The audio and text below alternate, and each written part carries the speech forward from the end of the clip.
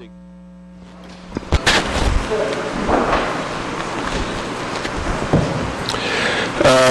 Sorry. We're going to ask you to stand for the salute to the flag, and then remain standing. I'd like to say a few words about some of the folks who have left us. Pledge allegiance to the flag of the United States of America and to the republic for which it stands, one nation, under God, indivisible, with liberty and justice for all. First, I'd just like to recognize and ask for a moment of silence for Alden Markson, who was a former board member of the Duran-Hedden House and has been very involved. He was very involved in the Citizens Budget Advisory Committee. So we could have a moment for Mr. Markson.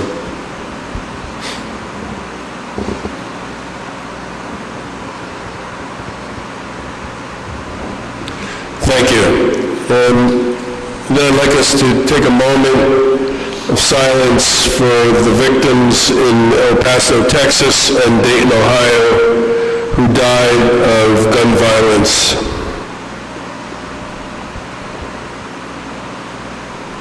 Murder, double murder. If we can have a moment of silence for David Kimowitz and Karen Bermudez Rodriguez.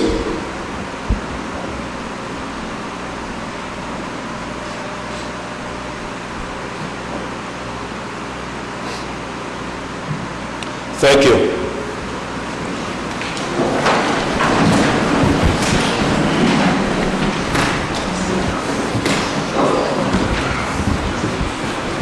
Pursuant to Section 5, Chapter 231, Public Laws 1975, this is to state for the record that adequate notice of this meeting has been provided to the public by posting and maintaining the annual notice of regular meetings on the bulletin board of the municipal clerk. Mr. Adams? Here. Mr. Daffis? Here. Mr. Lembrick? Here. Mr. McGehee? Mayor DeLuca? Here. Whereas Chapter 231, Public Laws of 1975, commonly known as the Open Public Meetings Act, requires that all meetings of public bodies be open to the public, and whereas Section 7A provides that the governing body has the discretion to prohibit or regulate the active participation of the public at any meeting, and whereas the desire of the governing body to comply with the provision of this act, same time to conduct its business in an orderly and expeditious manner, the governing body by the public, and except as otherwise prescribed by law, does limit the public to the observation, the actions and discussions of the governing body at all of its regular and special meetings. So moved. Second. Mr. Adams? Yes. Mr. Daffis? Yes. Mr. Lembrick? Yes. Mayor DeLuca? Yes, thank you. Good evening, everyone, and welcome to our meeting of August 6th. We are starting an hour later due to National Night Out. This has become something that we've done, changed our start date so that we could be with the community at that event. I'm going to chief of the auxiliary police reserves, and then we'll be administering the oath of office. Next up, we'll have public comment. So if you'd like to speak at that point, we ask you to come up, give us your name and address or your affiliation, and we're going to limit the comments to 3 minutes each tonight because of all the folks that are here. After that, we'll have our monthly Board of Health meeting, and then we have one ordinance on final passage. Just let me ask, is there anyone who wants to speak on the Girard Place ordinance? Okay. If you do, that would be the time to speak at that time when we have a hearing. We have 4 discussion items, electric vehicle charging station ordinance. We're going to get some clarity on that. We'll be talking about the procedure for approving beer gardens. We'll talk about the South Mountain Reservation resolution, and we'll be discussing a resolution about the ice that was forwarded to us by Some Action. Our consent agenda has 17 items on it. One is a resolution on South Mountain Reservation. We'll be appointing a probationary police officer, authorizing overtime payments, passing a resolution in support of improvements to the airport, We'll be appointing 2 probationary firefighters this evening. We'll be approving bills and claims. We will have a resolution affirming the establishment of a joint meeting for the fire services for Maplewood and South Orange. We'll award a contract for professional environmental services. Another contract for Maple Terrace drainage improvements. We have a change order for our Maplewood Avenue paver project. We'll be doing a rider for a trust fund for our Police Explorer program, extension of our third quarter property tax grace period, accepting the report on our note sale we just did. We'll be approving a resolution to hire seasonal personnel for the rec department and also senior personnel for our senior citizen program. And then we'll be approving the open and closed July 16th meeting minutes. We'll have our second public comment, so if you'd like to stick around and say something later, you can come back. We have reports from departments, Chief Financial Officer, we'll have administrative reports, and then reports from elected officials. So with that, we'll move forward. And Ms. Fritzen, we have Resolution 169-19. Mr. Mayor, resolution number 169-19 is a resolution appointing auxiliary chief to the Maplewood Police Reserve. Whereas the position of auxiliary chief in the Maplewood Police Reserves of Maplewood became vacant, and whereas the Township Committee of the Township of Maplewood has conducted interviews to fill the position of auxiliary chief in the Maplewood Police Reserves, and whereas it has been determined that auxiliary Captain Joseph Yesenda is qualified for the position, now therefore be resolved by the Township Committee, the Township of Maplewood, County of Essex, State of New Jersey, that auxiliary cap effective August 6, 2019. Mr. Lambert? Yes, Mr. Mayor, I would like to move the appointment of Joseph Yesenda to the Chief of the Maplewood Police Reserves. Second. Please call the roll. Ms. Adams? Yes. Mr. Daffis? Yes. Mr. Lembrick? Yes. Mayor DeLuca? Yes, congratulations, Chief.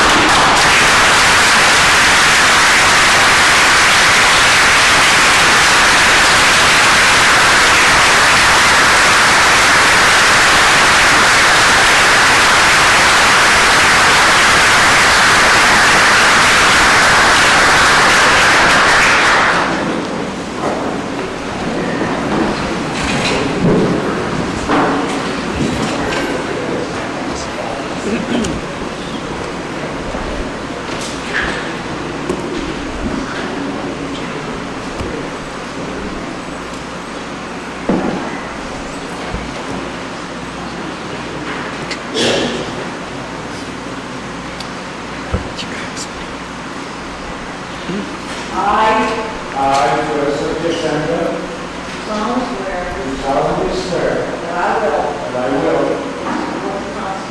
support the Constitution of the United States and the Constitution of the State of New Jersey, and that I will bear true faith and allegiance to the governments established in this state and the United States, and under the authority of the people, that I will faithfully, impartially, and justly perform all the duties of the office of auxiliary chief of the Maplewood Police Reserves, according to the best of my ability. So help me God. Congratulations, Chief.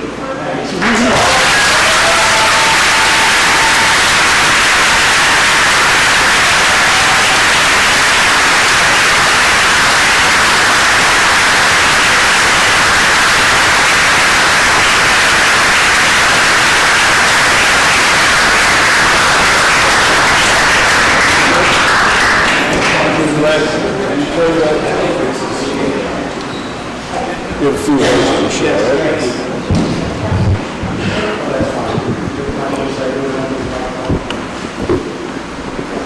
Thank you, folks. For those of you that came a long way, I appreciate you being here for my support. First, I need to thank God that I'm still here today to be honored with this position of chief. December 11, 2014 seems to be a long way away right now. I'd like to thank the Township Council for having their faith in me to continue on and to do the job as chief of the Maplewood Police Auxiliary. I will not let you down, guys. Thank you, ladies. Thank you so much. To my immediate and extended family, I want to thank them for all of their support and encouragement throughout my 30 years on the auxiliary force. I do appreciate it. And last but not least, the most important group is my auxiliary unit and their families. First, I want to go to the partners, spouses, husbands. Thank you for letting your partner continue to serve as a volunteer in this town and continue under my tutelage, knowing that you're going to be away from home during some of the worst times of the year. And to the unit members themselves, I have to give you a big round of applause for your continued unwavering support and encouragement and commitment to your duties to the Maplewood Police Auxiliaries. And that anyone interested, please go to the Woodland on Woodland Road for a little bite to eat and some cold water bottles.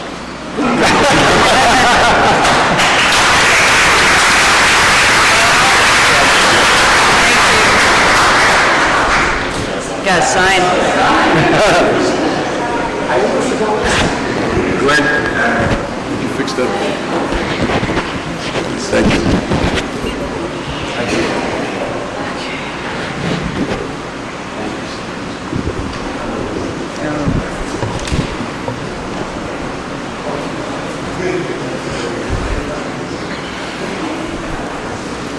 So, we know you might want to leave before we continue, so we'll take a couple-minute break in case you'd like to gather your group and go over for your party. So we'll take a couple-minute recess here. Thank you.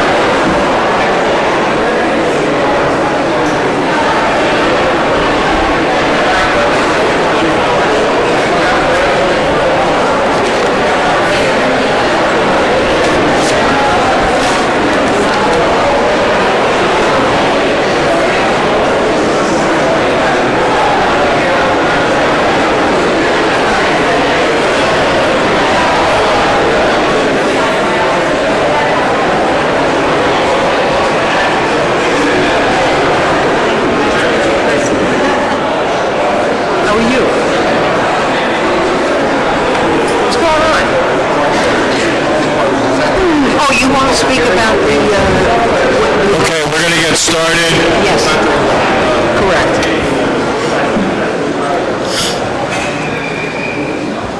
Thank you. We are now at the public comment section of our agenda. And again, if you'd like to make comments, we ask if you come up here, give us your name, your address, your affiliation, and you can share your thoughts with the Township Committee. So we will open up the first public comment session. And we just ask if you speak directly as close into the mic as possible. Good evening. Oh, yeah.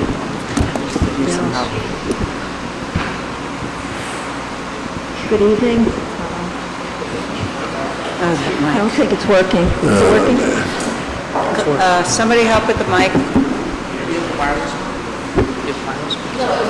It's working. I know, but it's like hanging really weird. I was, Good evening. Sally Malanga. Our Green West Orange is the We organization that can't hear, I am I'm sorry, we cannot hear, representing. excuse me, ma'am, we cannot hear. Can you make that out? It's, The wireless mic is in the rec department. All the way on the left.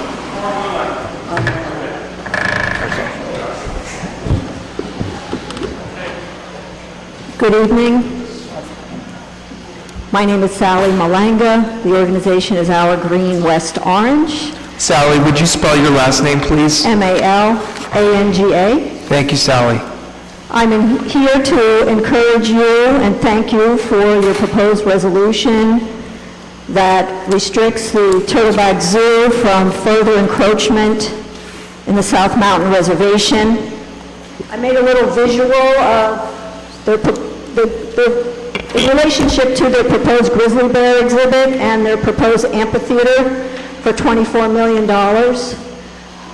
The money could be better spent purchasing the West Essex Highlands, which is a property at risk, 120 acres, which I would consider the lungs of Essex County.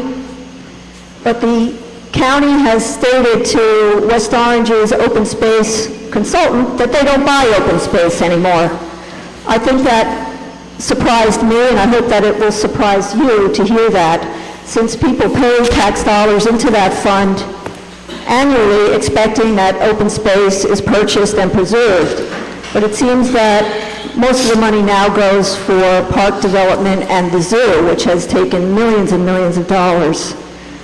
The zoo is popular, but all these shiny new exhibits that are proposed are enough. It's too much now.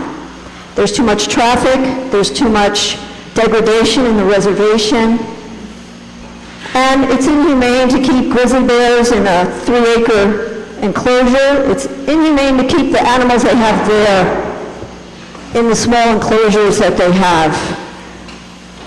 I don't buy that they are educating the public. That's not the case. They do not have conservation programs except for the sea turtles, which is not the zoo's organization. It's a separate organization. I'm sure the zoo staff would like to rebut what I'm saying. I see that they are here tonight. But I think that if you look at what they are doing, you can see shiny exhibits that are too small for the animals, animals that have to stay indoors most of the year, children running around screaming all over the place. That's not education. The new proposed amphitheater is a big SeaWorld tank. It's for a seal show. They already have a seal show. Also concerned about the amphitheater being used for other purposes, concerts, noise, whatever it is. Its overdevelopment in the South Mountain Reservation which was meant to be preserved for the enjoyment of everyone and not to be disturbed by people driving through and looking to be entertained. And I thank you again for considering, and I hope you do pass that resolution. And the zoo will find other ways in which to improve itself without building more and more out into the reservation. Thank you. Thank you. thank you. Thank you.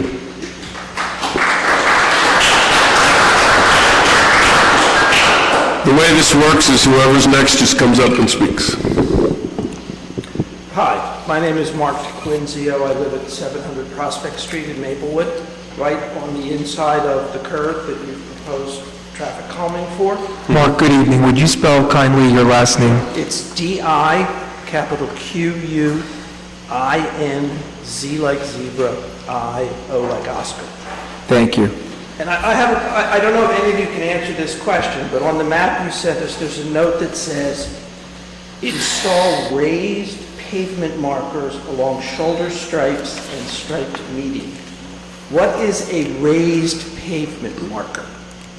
Is this going to be a physical barrier in the middle of the street? It's going to be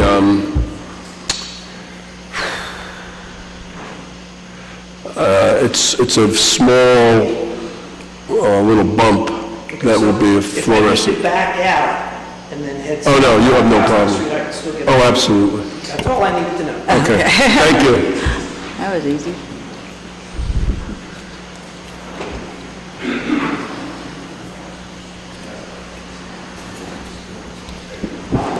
Good evening.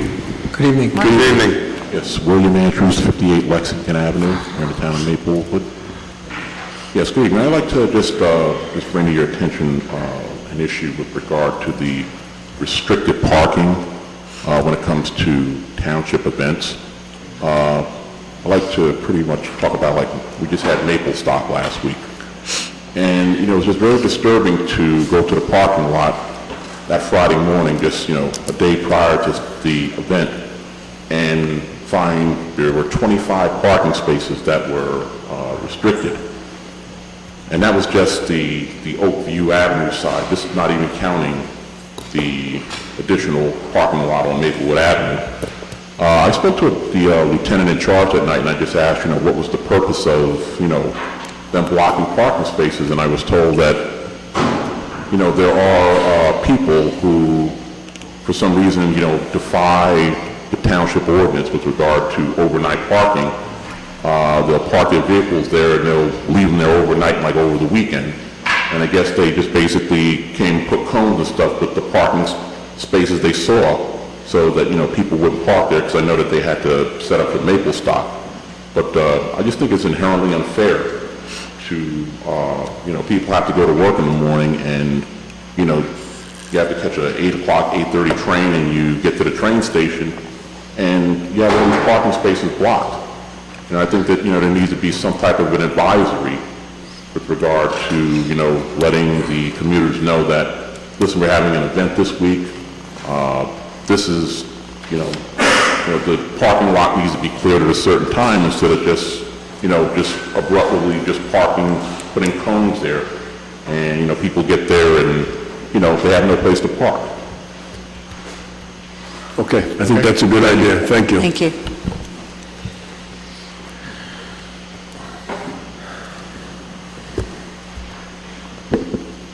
Hi, my name is Kelly Quirk. I live at 152 Parker Avenue. Last name's Q-U-I-R-K. I'm a member of SOMA Action, and I'm here to talk to you about the resolution we introduced related to the ICE contract at Essex County Correctional Facility. July 12th, we had the Lights for Liberty rally, specifically at that facility, and we joined together with a number of organizations that represent and organize with immigrants across the state.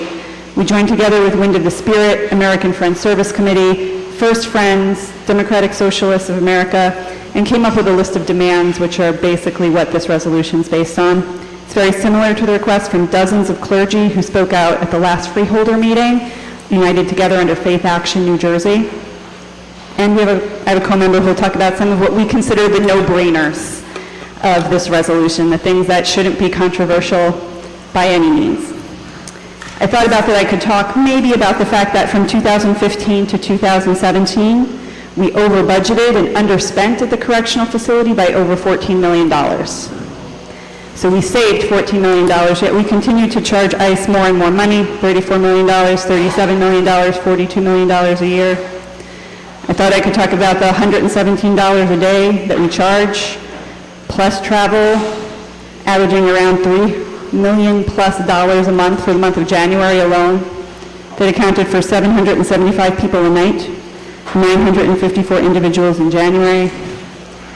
I thought I could mention that there's a lot of campaign money that went to our Essex County executive, specifically from officials at the corrections facility and from vendors that we've used, or people who work for vendors that we use at the correctional facility. That's all public knowledge through ELEC. I thought we could talk about how we eliminated cash bond in New Jersey because we knew it was wrong. And yet the average immigration cash bail, which is used just for people to show up to civil appointments for civil violations, not criminal charges, civil violations, averages $7,500 per bond, which is an exorbitant amount for many of these families to make. I could talk about all of those things, but I wanted to focus on perhaps what everyone has coalesced around in different ways, whether it's sunsetting the contract when it ends in 2026, words like a careful phase out, or words like a responsible end to the business of taking money to no harm. The best we can do is ask that we phase this out responsibly over time through attrition so that people have access to their lawyers and family. This can be done by limiting the amount of people we take from around 800 a night to, over the course of the next 6 years, smaller and smaller amounts dedicated to that contract. We've had people who've argued, even within our own group, that perhaps it's better that they stay here where we might be able to advocate for oversight of the facility. And we wouldn't argue against that we should ask for oversight because there are glaring issues in the management of that facility. You need to wrap up. I will. But what I would say is at the end of the day, the facility itself and incarcerating people who are here for civil immigration defenses and making money off of that to balance a correctional facility's budget is the wrong way. We all know it's not right. Just because we're nicer jailers, we're still jailing people for the wrong reasons. Thanks. Thank you. Thank you.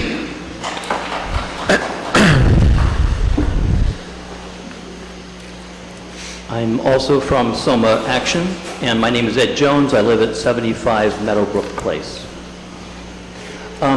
What I'd like to focus on is some of the kind of common sense ways in which the jail can be improved upon. Mostly because these are not criminals that are being housed, they are detainees. They are people who have come here mainly because they are escaping dire conditions in El Salvador, in Honduras, in Guatemala. And they deserve their day in court, just like any refugee would deserve. So one of the things that we're arguing for is that there should be an improved grievance policy, so that right now prisoners and immigrant detainees are both given the same grievance process. It makes sense to have a separate process for each of them. And it would be important to create a new ombudsman position and hire qualified staff so that the concerns that are raised by the detainees can be dealt with. Another thing is the commissary, the contract is with Key Food, who has been a food service provider with a track record of corruption in many other states. It makes sense to have a commissary who's going to deliver a decent product. Medical and mental health conditions, also horrible. My personal experience is working with a detainee in the Bergen County Jail, but it seems to be just as bad here in Essex County Jail. It's important to make sure that they receive the kind of medical and mental health care, well, frankly, that anybody should deserve. Staff should also be retrained because, again, these are immigrants. They're not trained in what civil detention means. This is not for criminal detention. Another thing, although it's understandable that prisoners would not be given access to computers, I've run into that before when I've taught in the jail system. I can understand why that would be. But why is it that immigrants who have been accused of no crime are not able to spend time on the computers? And then finally, they should be able to have access to legal mail. Again, they're not prisoners. Legal mail makes a lot of sense. And then finally, physical infrastructure. The jail was built to house prisoners, not immigrant detainees. And now that the immigrants are actually the majority population, there needs to be some infrastructure readjustment to accommodate that. So, thank you very much. Thank you. Anyone else?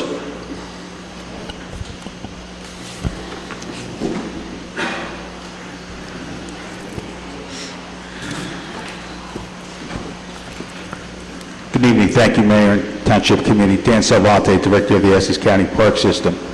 I'm here this evening to give you a little overview of Essex County's Turtleback Zoo. And also I have with me this evening is Mike Kerr, our Zoo Director, who will also give an update on the proposed amphitheater.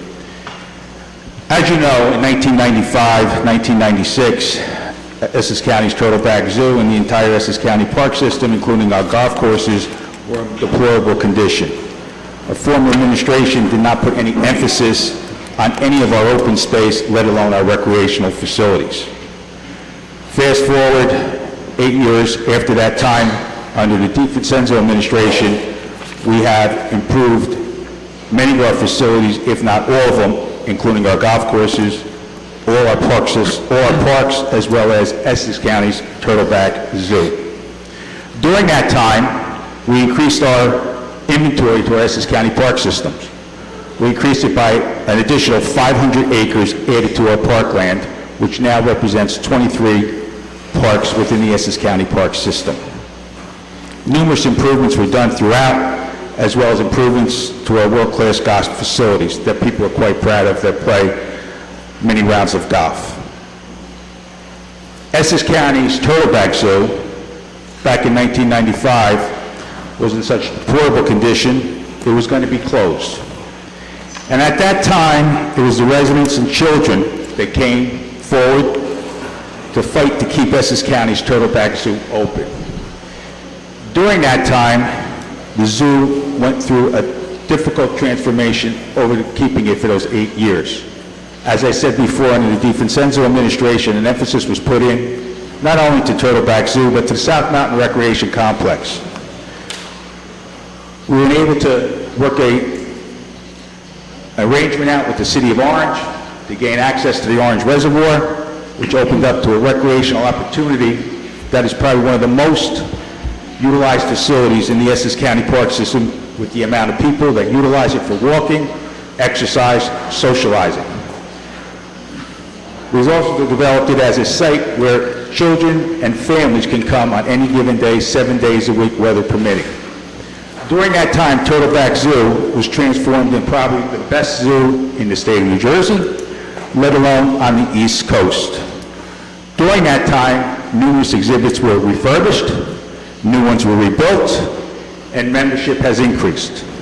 We're proud to say at this time, there's over 13,000 memberships of families that buy a yearly pass to go to the Turtleback Zoo facility.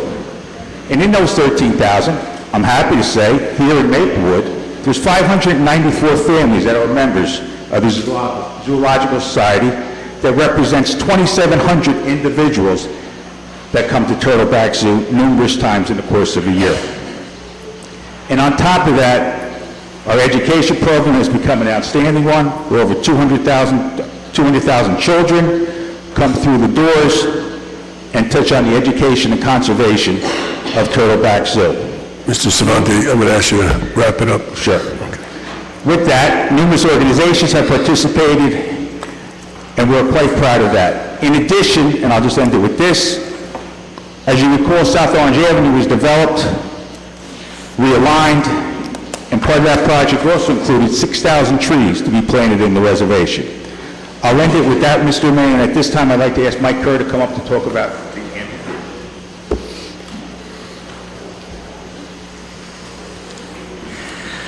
Good evening. Mike Kerr, Zoo Director, Turtleback Zoo. So at the core of our mission is conservation and conservation education. Currently, we see on our busiest times around 2,200 students a day. We have a very limited classroom space.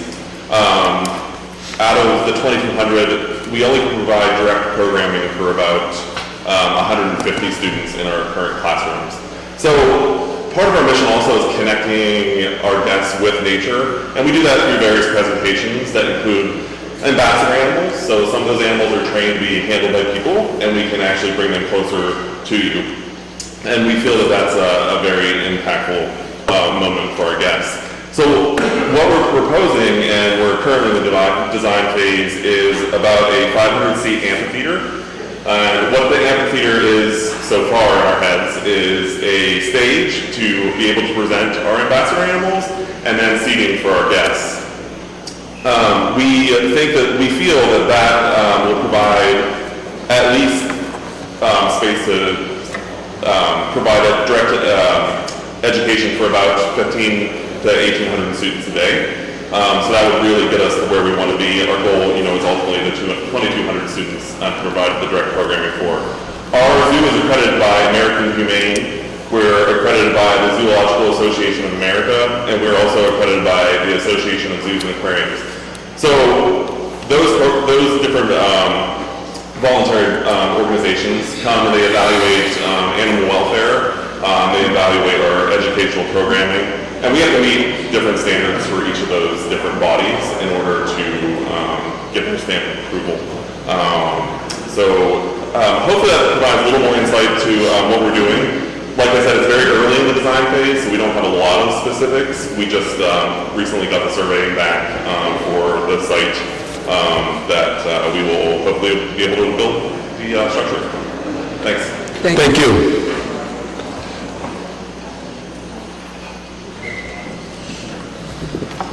Good evening. My name is Joyce Rudin. I'm with Our Green West Orange, an environmental group in West Orange. I want to thank you. I want to thank Maplewood for taking a lead in introducing this resolution tonight to halt the development of the Turtleback Zoo. I just want to give you a little bit of history here. The original intent of the Turtleback Zoo and the original design of the Turtleback Zoo was for 15.5 acres. We are now at over 25 acres of the Turtleback Zoo. Thousands and thousands and thousands of open space dollars have been spent to expand the Turtleback Zoo into our reservation, a reservation which was designed by Olmsted, who was the designer of Central Park, and it is the crown jewel of this entire area. People come here because of South Mountain Reservation. It is getting smaller because the county is encroaching on a property that is intended to be county reservation and expanding the zoo.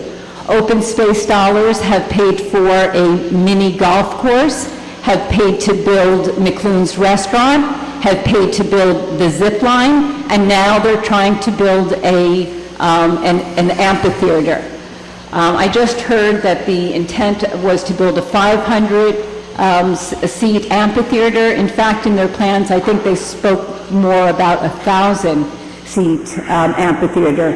The amphitheater will be, it is preliminary right now because they are just in the design plans, but it will be encroachment into the reservation. At least another acre of the reservation, which was intended for the greater population to enjoy, will be diminished.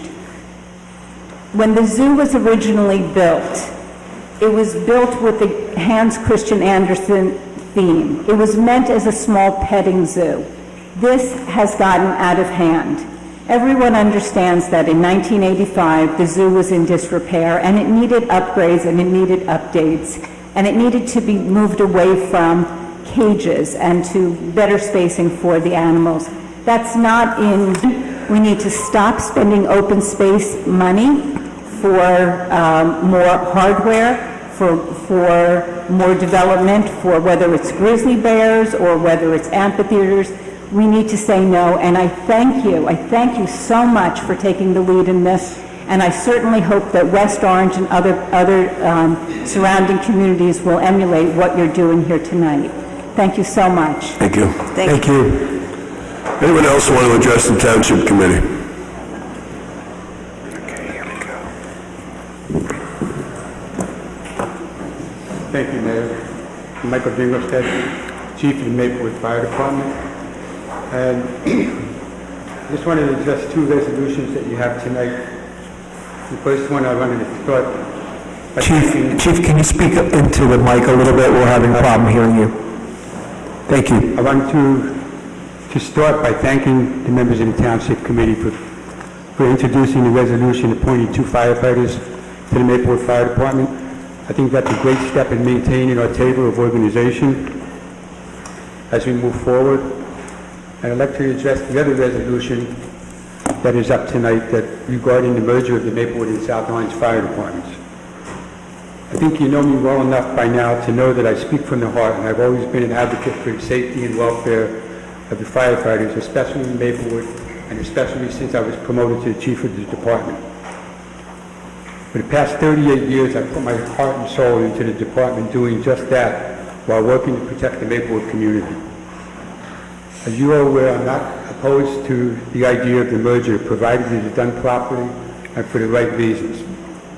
Despite this, it has been my recommendation to you that many of the proposals in the Manitou report aimed at achieving the goal of operational efficiency can be implemented through automatic aid and without full consolidation. It was very disheartening to read today that the village president has said that the fire department merger is a necessary step towards a greater goal of merging the 2 townships. Since the focus was supposed to be on operational efficiency, this is absolutely the wrong reason. Another comment that was reported on was regarding obtaining funding from the state, which apparently the state has a budget of $10 million towards shared services. And Mayor, you were quoted that we have to put new logos and emblems on fire trucks and hats and firehouse signs.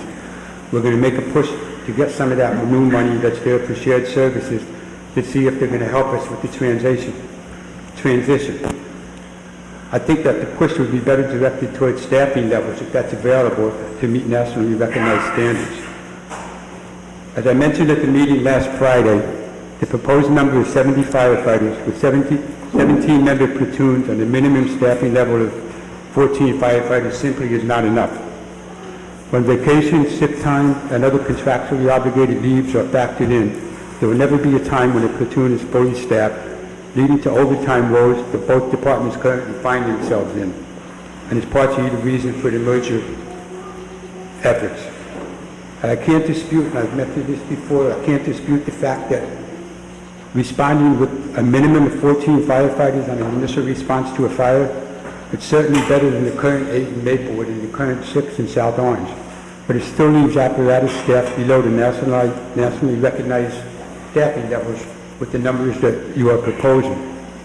It also doesn't take into account providing EMS to either community or fire prevention bureau staffing. Montclair Fire Department services Montclair and Glen Ridge. The area is similar to the area of Maplewood and South Orange, and the population is similar to Maplewood and South Orange. Their table of organization is 88, with 21 member platoons with a minimum staffing level of 16 firefighters. And it includes the chief, 2 administrative deputy chiefs, and a firefighter and fire prevention. So keep in mind, they don't provide EMS with that staffing level. And also please keep in mind that the considerable new housing construction in both of our communities, it can be reasonably anticipated that there will be an increase with the request for service. Chief, I'm going to ask you to wrap it up, please. Wrap it up. If you bear with me. Manitou report was released in October of 2017. The joint committees have been working at this for nearly 21 months to get to the point where we are now. That the first meeting with me and Chief Sullivan was on July 1st. And now, according to President Collins, he said, this is a quote, we want to have the joint meeting up and running no later than November so we can make a very quick transition by January 1st. That leaves me and Chief Sullivan 3.5 months to put together best practices and operational procedures, among the other things that we need to be completed by November. It's my professional opinion this is an unrealistic time frame when one considers all of the outstanding issues that need to be addressed. The Mayor, you have acknowledged that there is still much work to be done and that the committee would entertain a higher staffing level if valid reasons could be provided. Look around the room tonight. These are the professionals that do this job day in and day out. These are the experts that have proposed valid reasons that I think that you should give a lot of credence to. If this is still going to move forward, I respectfully request tonight that you table the proposed resolution or amend it to remove the staffing minimums for the time being. Then the following should be implemented. Joint communications, since the ability to communicate with fire is paramount to firefighter safety, South Orange should enter into an agreement with them so that we can be dispatched simultaneously. And we should begin to do a true automatic aid with joint responses to target hazards in both communities as well as reports of fire. We should also begin training together on a regular basis. These things can be done rather quickly and will serve to improve the operational efficiency while work is being done to address the outstanding issues to move the merger forward. And if you truly want this merger to be a model for the state, which has been mentioned numerous times through the process, please consider doing it by proper staffing aimed at meeting nationally recognized standards. The few extra dollars spent there will be well worth it in the long run for the services that you realize, and you will realize a true sense of accomplishment. Thank you for your time and consideration. Chief, I have a question for you. I have a question for the chief. You mentioned joint training with South Orange. Is there any reason why that couldn't have been happening given particularly the number of calls for service that might apply to, say, Columbia High School or other things that are on the border between the two towns? Schools that have kids from both communities. Can you tell me why hasn't that happened over the last couple of years, and if there have been obstacles to that, can you tell me what they are? I've told you what they are in the Public Safety Committee. I realize that, Chief. I'm saying you're here presenting to us in front of all these people, and I'm happy to share what you've said at those public meetings, but I'm asking you. Okay. The reason is that it's been my experience since I've been chief, and actually, if you go past the last 3 or 4 chiefs, that it's been very difficult to establish a working relationship with the management in South Orange, for whatever reason. I can call up any chief in the surrounding municipalities and tell them, we have an acquired structure. Do you want to come and train with us? Or email them, and an hour later, I get an email back from everybody except the chief of South Orange Fire Department. And I'm not singling out the current chief because that's the 2 chiefs before him too.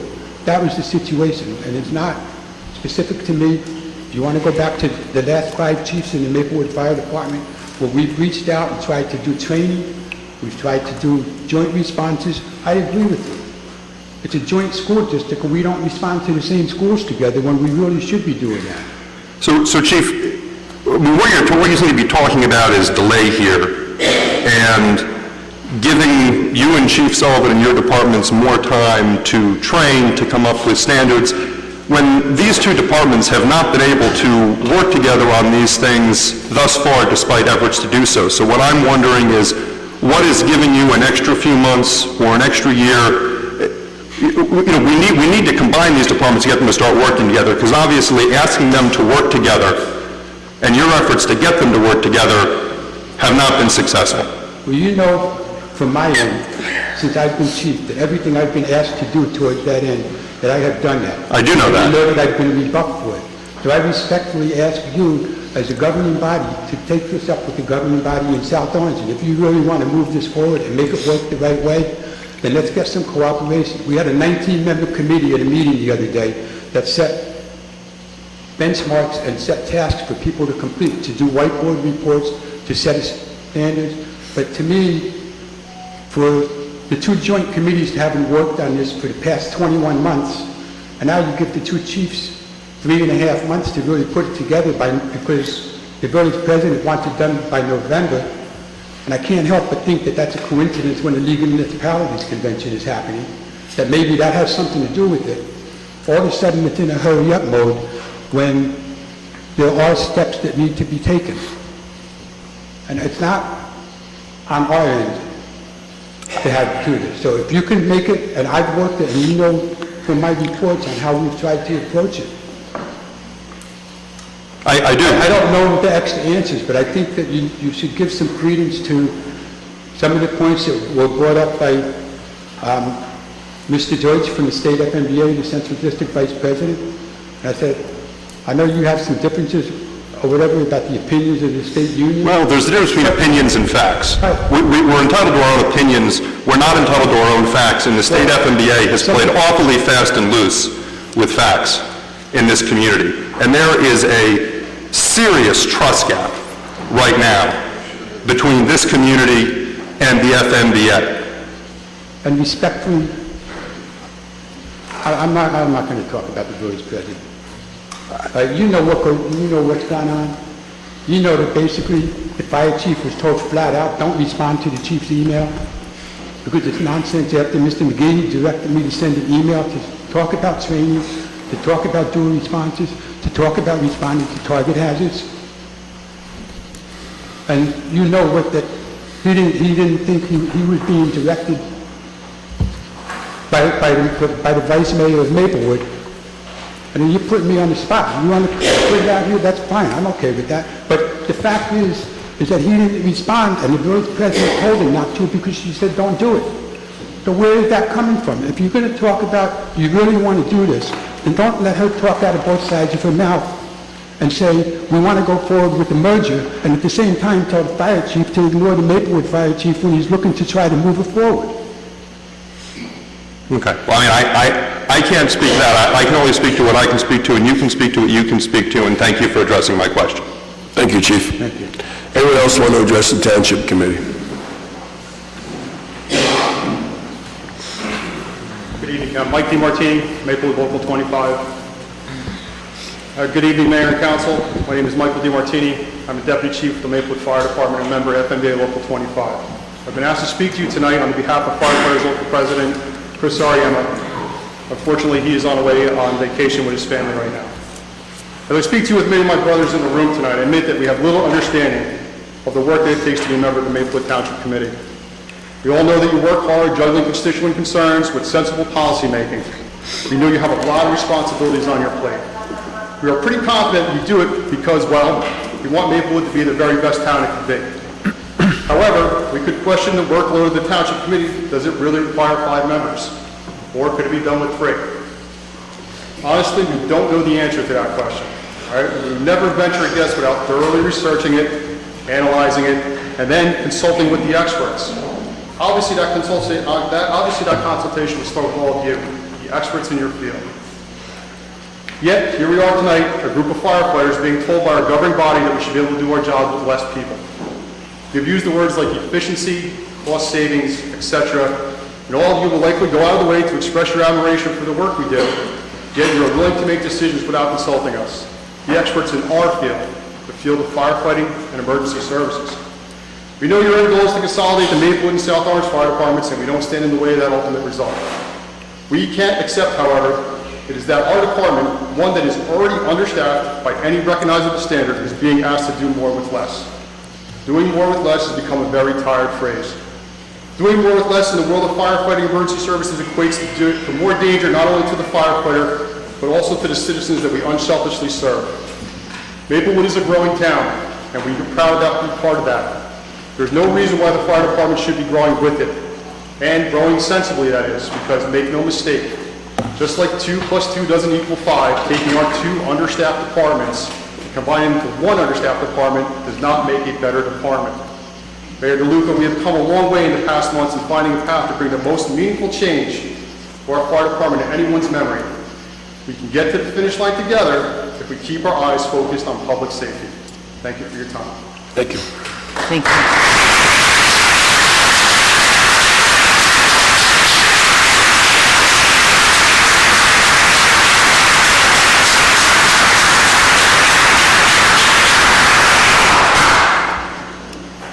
Good evening, Council. My name is Michael Cummins. I'm the Deputy Chief of the South Orange Fire Department and a member of FMBA Local 240. As proud as I am to be a member of the South Orange Fire Department, serving the community I was born and raised in, I understand that the name of the department is just a name. While it might take away a bit of history, it wouldn't really bother me to say I'm a member of the Maplewood Fire Department, or a member of the Selma Fire Department, or whatever name should be landed with it. All I really care about is being able to serve and protect our residents at the very highest level of safety standards. In the end, the name is really just a name. So I'm really here to talk more about the staffing levels and the resolution that was, although I don't know the number of it off the top of my head, I'm sure you guys know the one I'm referring to. I've been around a pretty long time. My hair tells the story. It's all white. I got a couple black ones left. But when I was a young firefighter, I was one of the first ones on the scene when Bowling Hall erupted into flames on the Seton Hall campus. So maybe I look at these things a little bit differently than some of you guys do. And I don't take calls lightly. We lost 3 students that day, tragically, and many more suffered life-altering injuries. I also recall, and I'm sure all of you recall, just a few years ago, when the Avalon housing development burned. 100 newly constructed apartments were destroyed. Thankfully, because of the efforts of the firefighters, there was no injuries, and while the damage was extensive, the fire did not spread further. Some of you might think, well, those incidents don't happen every day, and thankfully you're right. But our job as firefighters is to always be ready to jump into action when called upon. Your jobs, as you know, is to make sure we have the tools necessary to keep residents and property and whatever community you're asking us to serve in safe. Tonight you're talking about doing the opposite, unfortunately, because you're considering cutting the number of fire professionals that will be available when these emergencies strike. I'd also like to add severe weather issues and severe weather emergencies that come multiple times a year call for the most staffing possible, and cutting staffing is not going to be a good idea when those situations arise. You might say tonight, you're in the back room, that it's only a couple of firefighters, maybe it doesn't seem like a big deal, and maybe you can win a few extra votes by saying you saved a few tax dollars by this action. But I say, is it really worth it when you to hang your hat on the $5 or maybe $6 a month households will save through these cuts when a stove fire becomes a house engulfed in flames? Is the savings enough to justify keeping the victim trapped in a car for a few moments longer until enough help arrives to extricate them from that vehicle and emergency medical services can be rendered to them? These are the decisions you're making tonight, and you're doing it without consulting your own firefighters. Tonight you're looking to approve a solution to a problem that doesn't really exist. And by that I believe is the wrong way to handle this. If it's a safer Maplewood you want, a safer South Orange, let us truly be a part of that. Let us be a real voice and not just a seat at the table, a body taking up a seat at the table. Thank you for your time. Thank you. Thank you. Thank you.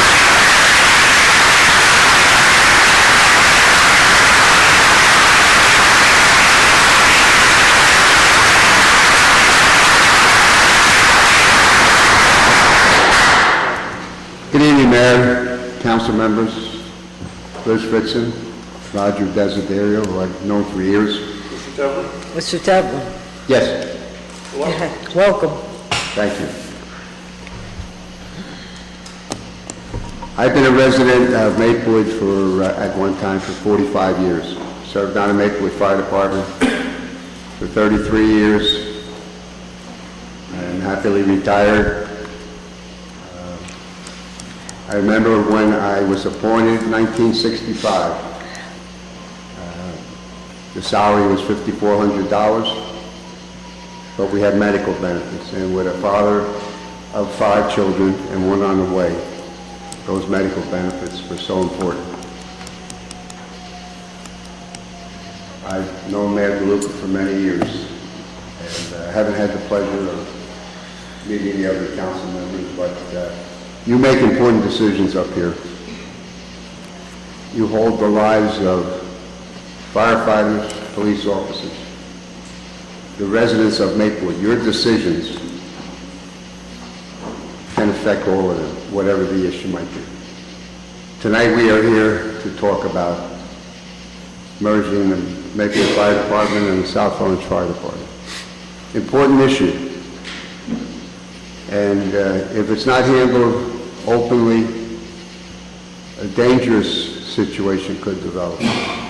Someone on the council spoke earlier about we need to be open and we need to be honest, and that's no farther from the truth. If this project is going to work, we have to be honest with each other right from the beginning. You have a number of firefighters who are undecided about this. You have, so you've got a big job ahead of you to allay their fears of what a merger might do to their lives. You have, in my opinion, and a lot of people share this, one of the finest fire department in Essex County, second to none. They take a back seat to nobody. They come to Maplewood through much schooling and training in the fire academies, ready to do and serve the people of Maplewood. And when I heard that, I've been making inquiries about the possible merger. And, there's been some pros and cons, of course. But it seemed like there was agreement or possible agreement on some of the issues to get there. Now with this latest number that has been put into or is going to be prepared for a resolution, 70 firefighters, is totally unacceptable. You have the lives of not only the firefighters, but the residents of Maplewood. You've got to do the right thing. You're starting a new process, a new merger proposed. If we don't work together, if we are not honest with each other, then it's not going to go anywhere. We have to open that door more often and let the chief and let the union members of the FMBA be able to talk to you gentlemen and ladies about their concerns and where can we compromise and make the right decision for everybody. I've been accused sometimes of having a loud mouth, and I make no apologies for that. These are my brothers and sisters, and I would do anything for them as they would for me. So, in closing, I would say, let's open the door to everybody's concerns, and not only the firefighters, but the public that's here tonight. They are the ones who are going to either benefit from this, or it's going to hurt them. They will not have the fire protection that they have. So I implore you to give this consideration, open the door, let everybody air out their concerns, and I wouldn't, firefighters do not ask me for advice, but I'll give it anyhow. They should not sign any document unless the T's and the I's, T's are crossed and the I's are dotted. And not to take, we'll take care of it down the road. I've heard that story for many years. And then it doesn't get taken care of. Well, you've been doing it now for 6 months. You've been doing it for a year. What's the big deal? And it is a big deal. We're talking about honesty here. So let's try to remember that. And in closing, I would say, I hope you make the right decisions. Again, because it's going to determine whether the fire department, the members of the fire department, have the proper manpower to serve the wonderful residents of Maplewood. Thank you for Thank you. Thank you.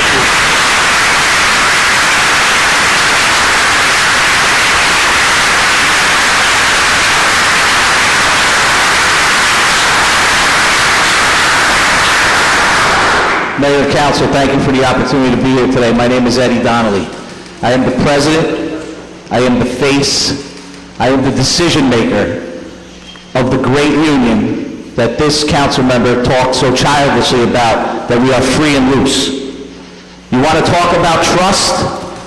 I've had conversations with Mayor DeLuca in regards to the lack of input from your firefighters, not so much in Maplewood, but in South Orange originally. These talks have been going on for almost 2 years. That Manitou report that is flawed in so many ways has been out for almost 2 years. Our firefighters have just been brought to the table. So when you want to talk about free and loose and a lack of trust, I share some of that too with the members up here on this committee. I asked for the past 2 days for one thing to be done today. Your resolution is fine, except for 2 sentences. 2 sentences, item number 3 and item number 4, which states 70 members with a staffing level of 17 and 14.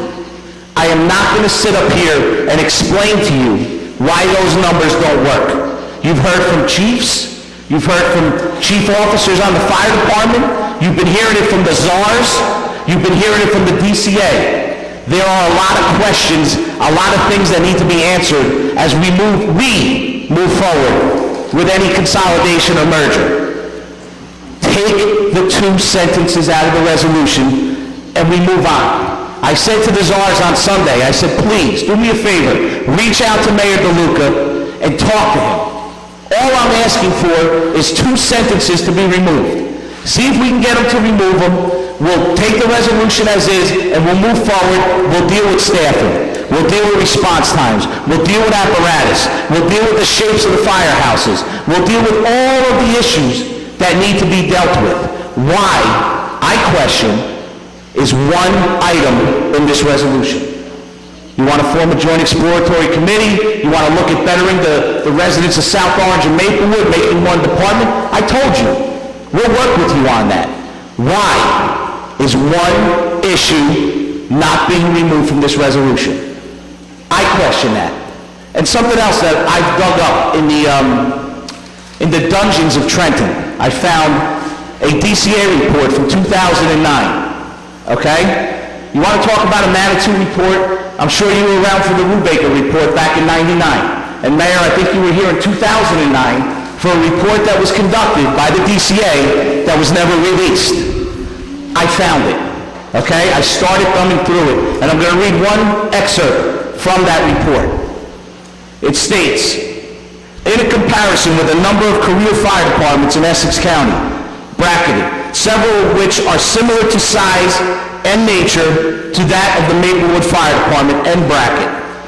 It becomes apparent the Maplewood firefighters respond to a proportionately higher number of calls for assistance with fewer personnel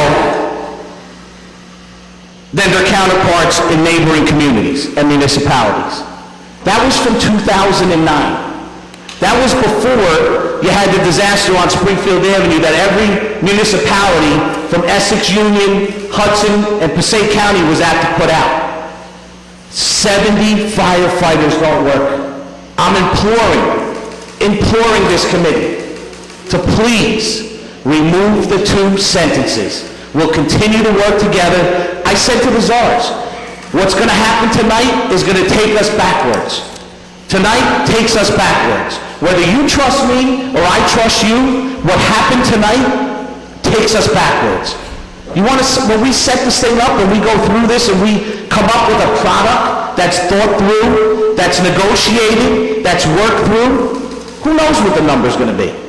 But we cannot sit quietly and have this resolution say 70 firefighters with a minimum staffing of 17, that goes down to 14 without even talking about an ambulance that you guys want to keep here in Maplewood, and she doesn't want to have anything to do with in South Orange. Please, let's move forward. You have my word as the face, the leader, the decision maker of the FMBA, that we will move forward with you in a bipartisan fashion, a collaborative passion, to work together to come up with a way that we can bring these 2 departments together, make them safer for our firefighters and make them safer for the residents of South Orange and Maplewood. I implore you to please take heed to what you heard today. These are the experts. These are the people that know. Thank you for your time. Thank you.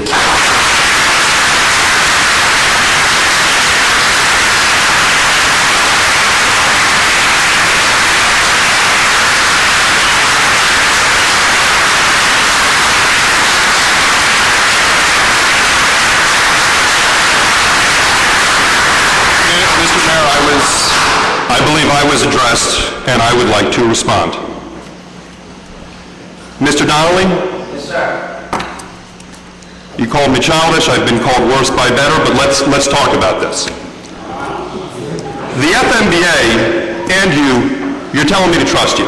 I gotta tell you, you do not have much credibility with me or many others in this community. Your organization ran a vicious, baseless, and conscienceless campaign of fear and misinformation in this community just earlier this year. You sent members door to door in our community spreading false information. You suggested that my colleagues and I up here and our fellow elected officials in South Orange were indifferent to the health and safety of our residents and our firefighters. The information you gave was demonstrably false. It was in bad faith. I was offended. The residents in South Orange learned the facts. They rejected your efforts by an overwhelming margin. So I just want you to know the trust is not there. So you're standing here telling me to trust you and that certain things that we're hearing that we found to be facts aren't true just because you say so? No. I'm not going to vote to take those two sections out. Thank you. I gotta be polite. So we were not. Why start now? We were not in Maplewood. The FMBA did not come into Maplewood. This is the sum of... You guys, Mayor, Council, chose to support a woman that did not include our firefighters in the talks of and Mayor DeLuca knows that. Whether he wants to tell you or not, him and I spoke about it in a diner where we clearly said that Sheena dropped the ball. Village President Cullum dropped the ball and did not invite our firefighters to the table. That's a fact. That's not an opinion. That's not Eddie Donnelly slandering anybody. That, my friend, is a fact. Okay? Fact number two, the FMBA never came into Maplewood. And I say, worry about your own town. Because the staffing numbers and the minimum staffing is going to leave the residents of Maplewood with less protection than they have today. That's not true. Oh, it's absolutely true. That is demonstrable. Hold it. Let's let one person at a time. Mr. Donnelly, whoa, we don't do that. We're just not going to do it. We're not going to do it. Mr. Donnelly, you have the microphone because you were called back up. If you can conclude your comments, and then we'll go on to the next speaker. Thank you, Mayor. So I gave you two facts. We were not in Maplewood, and Village President Cullum did not include her firefighters in the conversations with merger talk. So what we did was we ran a political campaign, okay? You know how political campaigns are. You live in that world. They're tough. They're uneasy. You got to play the game, okay? We lost. I own it. We lost. She won. We're here today, and we sat down, and we said we're going to work together. We, as the professionals, are asking you again to please think about removing the two sentences from the resolution. You remove them, we move forward, things work out, we work together. You don't, we're going to wind up in South Orange next week, doing the same thing here. She'll probably follow suit here, and what does that get us? What does that get us? That gets us a block where we're not going to talk because we're pissed off at each other. Okay? That's what's going to happen. I don't want that. I'm telling you, I don't want that. I'm telling you, we have a grave concern about your staffing levels.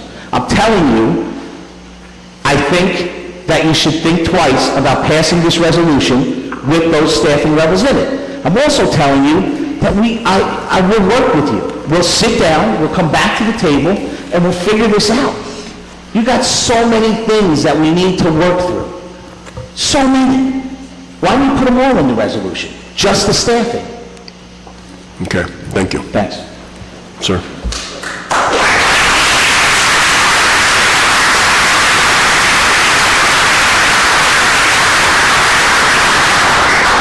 Yes, good evening, Mayor. My name is Charles Lind, spelled L-I-N-D Jr. I'm the current president of the New Jersey Deputy and Battalion Fire Chiefs Association, which represents roughly 200 career chiefs, deputy and BC rank. We've been in business since around 1990. I come here today under request from the Maplewood Fire Department and the South Orange Fire Department. I was on the fire department in Jersey City for 35 years where I served as a chief officer. And I happen to be in a small town called Guttenberg, New Jersey, where I live. And a regionalization happened to come up. And there's 5 towns in Hudson County that merged. And at the time that they merged, there was a buyout package, there was this, and this. They went from 374 men and slowly dwindled down to a point of, at one time, thanks to the Safer Grant, 240 men. They had 14 engine companies, that carry water, and 6 ladder companies. Right now, they're at, I believe the numbers are 9 engines and 4 trucks and a heavy rescue. So, I would ask this particular council, have they reached out for the North Hudson Regional Fire and Rescue? They do have a board that could maybe figure out uncharted waters that maybe that you might need to do here. This particular vote affects both entities. Everybody wants to keep their own, there's human emotion here. We understand this. And if you look at the stats, I have some numbers here for you. And 5-man companies are 100% effective. 4 brings it down to 65. 3 brings it down to 38. Now, with that being said, if your proposal is to have, maybe, if I'm getting it right, 3 engine companies and 2 ladder companies on duty, the minimum number that you should have in good conscience is 4, 8, 12, 16, am I get this right? 4, 8, 12, 16, 20 to fully staff effectively. Not only to protect the residents, and to protect your firefighters also. Now, I come here tonight, again, under the request of the FMBA. I've been a PFA and J member, but I've also been in the fire service a long time. And I would implore that you can use some judgment, get together with the council, and maybe come up with some solutions before you have a knee-jerk reaction. Because in North Hudson, it's 20 years now, and they're still trying to fine-tune it. Although they're up and running, they're still trying to fine-tune it a little bit. So, if you could reach out to representatives from North Hudson within the next couple of weeks and say, what is some of the roadblocks, what are some of the speed bumps, and see if you can maybe deliver a little bit better, recommendation, or deliver a better solution. I think it would be for everybody, because in the fire service, when we're called, 2 o'clock in the morning, we try to fix everything, from plumbing, heart attacks, so on and so on. We make it work. So I would just ask you tonight to just reconsider the numbers. And again, Tom Tevlin has been around a long time, very well-respected gentleman, firefighter, and he come with an open heart, and I come with an open heart as a chief officer. So thank you very much for your time. Thank you.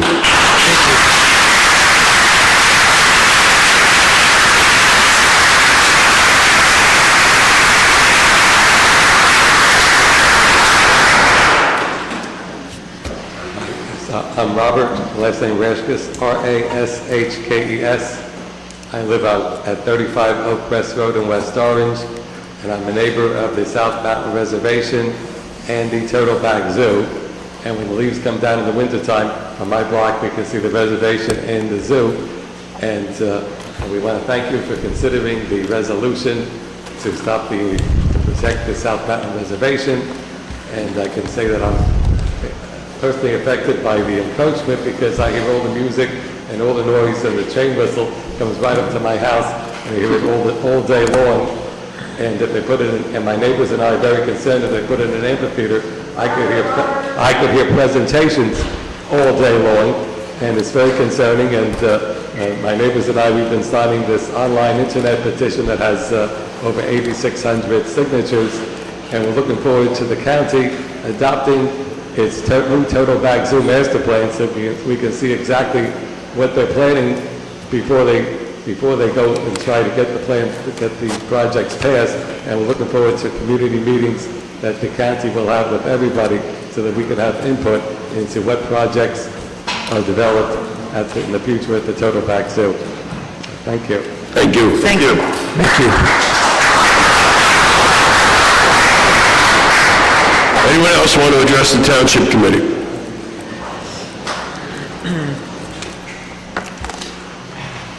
Hi, my name is Kevin McGuire. I'm from West Orange Township. My affiliation, I'm a firefighter with Millburn, so I hope you don't mind me speaking as someone who comes to town on mutual aid, your time of need, and as your neighbor. My other affiliation with the fire department is my wife, is Captain Vanderhoof of the West Orange Fire Department. Basically, what I want to say first, actually a little news for my brothers here. I came straight from Newark, firefighter Holder, still in the ICU. He's still intubated, sedated, but he moved some fingers, he opened his eyes, he even smiled a little. For a week's worth of progress.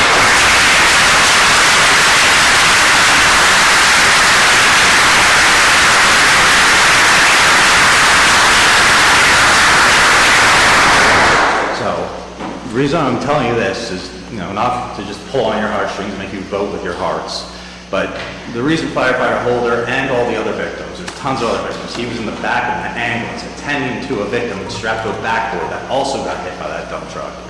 The only reason that him, 2 state troopers, and that victim are still alive today isn't because the West Orange Fire Department is well-staffed. It's not. It's actually understaffed. Every department here is understaffed. We roll out, we are doing less with more every day. This is life and death, and we're just making it happen as best we can. But the only reason that happened was my wife was the captain on that seat. She jumped over a guardrail. So basically, the only reason that those guys made it is because she didn't get creamed by that and helped load him into the back of an ambulance. Not a West Orange Fire Department ambulance, an ambulance that happened to be passing by that just stopped. They weren't even called to the scene. So there's not enough staffing in West Orange to take care of a crash like this. And they're relying on just a miracle to happen.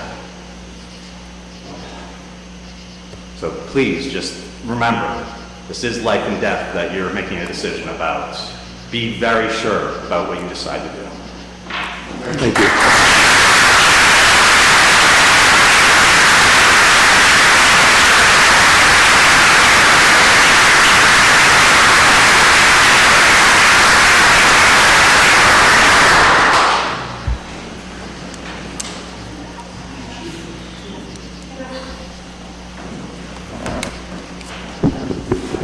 Good evening, Mayor and Council. My name is Walter Borowitz. I live at 9 Henry Place in town and Estero, Florida as well. I'm here tonight not as a retired firefighter, but as a town resident. Have you people heard of the expression, if it ain't broke, don't fix it? Well, I think that's what you're trying to do here tonight with the joint meeting. My concern is that me as a taxpayer am not going to get my bang for my buck. Right now, if the fire department responds to my house, I know what I'm getting. Personally, I have used the Maplewood Fire Department ambulance twice. Once when I had a stroke, and once when I had a balance issue and couldn't stand up. And they are second to none, as Mr. Tevlin had mentioned, not only in the state, but in the entire nation, probably in the world. I'm afraid that we will lose this service and the township residents will suffer for this. Please, Mayor and Council, think long and hard before you get yourself involved in an issue that would be almost impossible to back out of. I thank you very much for your time tonight. Thank you.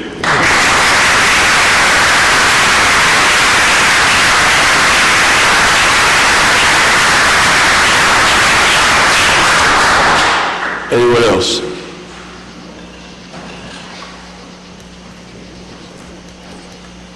Hi, my name is Tracy Woods. I live at 253 Burnett Avenue here in Maplewood. Sorry. I just wanted to, I spoke at the last meeting where the reservation was talked about, so I'll just say really briefly that the reason for the residents bringing the resolution, asking for a resolution, is because, over and over again in the stakeholder process, we haven't, Ms. Adams experienced firsthand at a recent county freeholder meeting that it was standing room only in a packed room with everyone saying that they didn't support it. The online petition has almost 9,000 people saying that they need, more input in the stakeholder process, and just over and over again, people calling for more of a stakeholder process and not seeing a path to that through working with the county. And so we're really looking for help with that.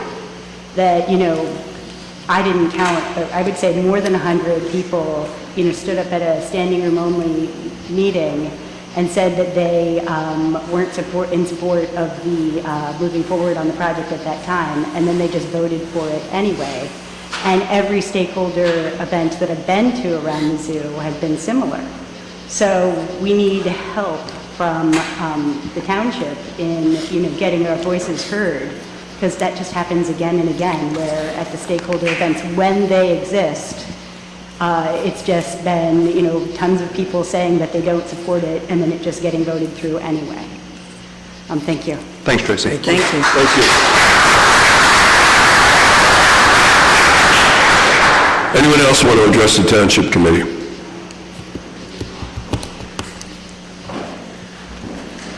Okay, we're going to close the first public hearing.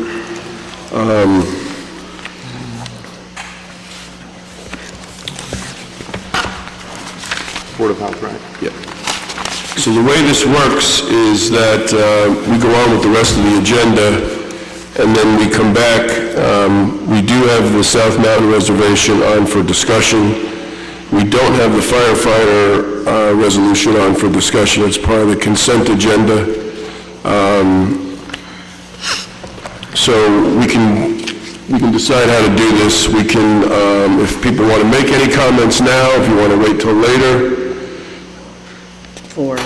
to make comments. The zoo is going to be on discussion, so that's going to be there. So if you want to add the firefighter thing to discussion, or just deal with it when we talk about the consent agenda. I'd rather just deal with it on the consent agenda. Or pull it and talk about it at that time, yeah. No, we won't be talking about it at that time. We'll just, unless we pull it. Okay. But I don't want to make the decision for others. All right, so let's do this. We can, when we get to the consent agenda, if anyone wants to make any comments before we vote on the consent agenda, then you can do that on any item on the consent agenda. Okay, we have Board of Health meeting.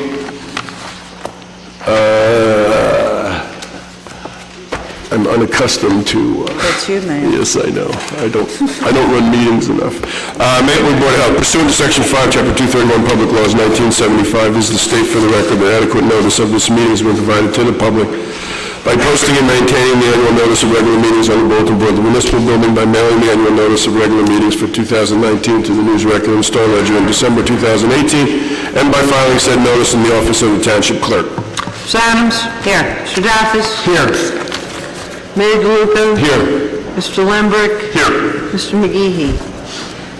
Whereas Chapter 231, Public Laws 1975, commonly known as the Public Meetings Act, requires that all meetings of public bodies be open to the public, and whereas Section 7A provides that the Board of Health has the discretion to permit, prohibit, or regulate the active participation of the public in any meeting, and whereas desire the Maplewood Board of Health to comply with the provision of this Act, same time it conducts its business in an orderly and expeditious manner, now therefore be resolved by the Maplewood Board of Health, Township of Maplewood, does hereby prohibit, except as set forth in the formal agenda, active participation in deliberations of the Board of Health by the public, and except as otherwise prescribed by law, does limit the public to the observation of the actions and discussions of the Board of Health at all of its regular and special meetings.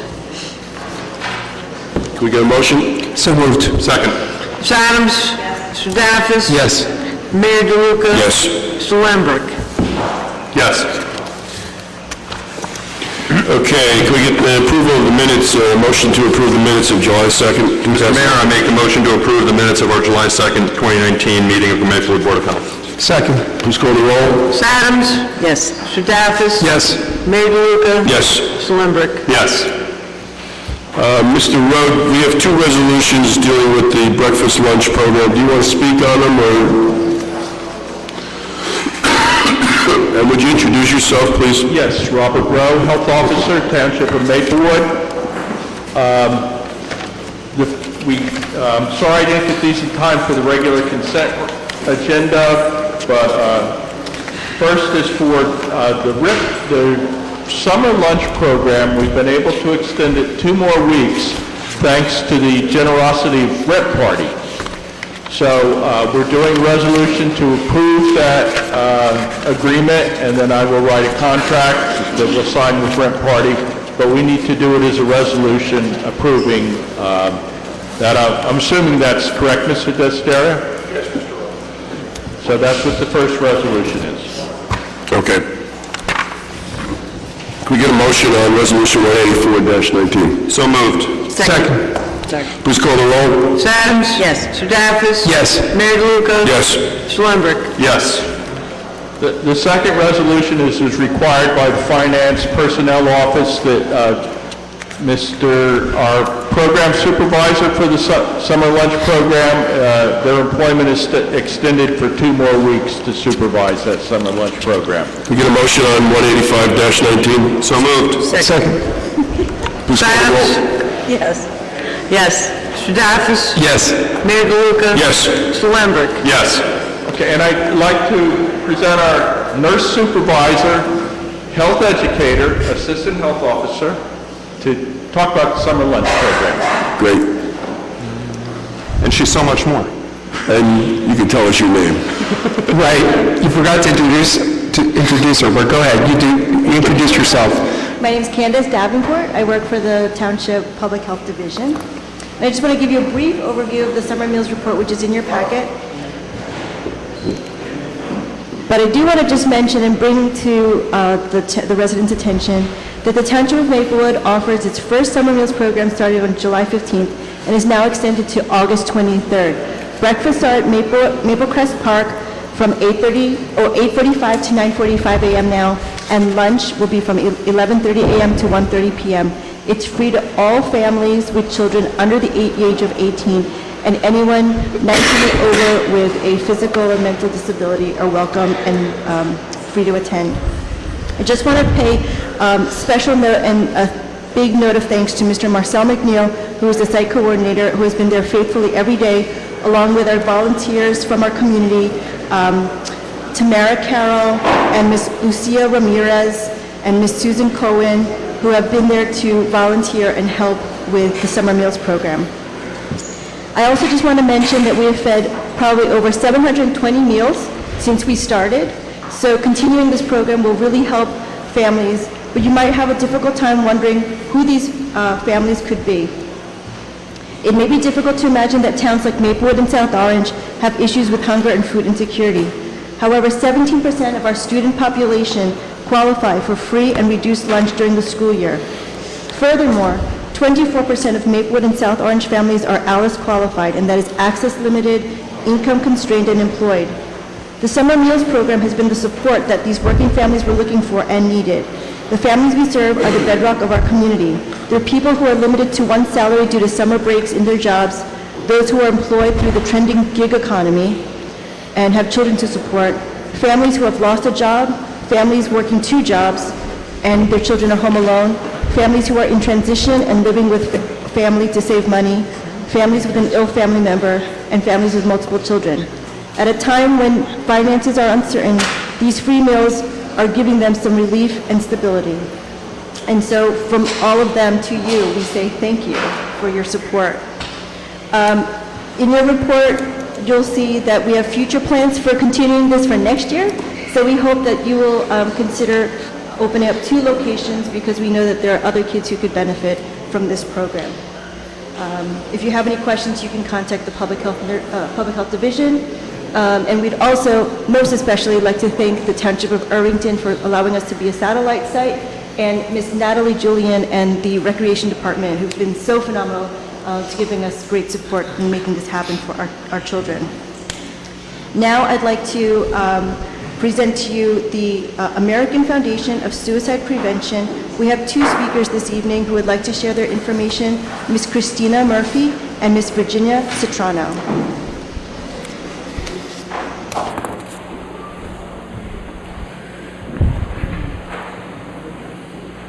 Good evening, Mayor, council members, people of Maplewood. My name is Christina Murphy. I happen to work with the American Foundation for Suicide Prevention here in the state of New Jersey. And my wonderful team member here, Virginia Citrano, who is one of the founders of the West Essex Walk, is here to talk about two things. One, what does the American Foundation for Suicide Prevention do? And also, how can the people of Maplewood participate in an event that we have coming up in Verona, October 20th? So let me start a little bit about telling you about myself and how I got involved. Oh, thank you. I have been a human resources professional for over 25 years.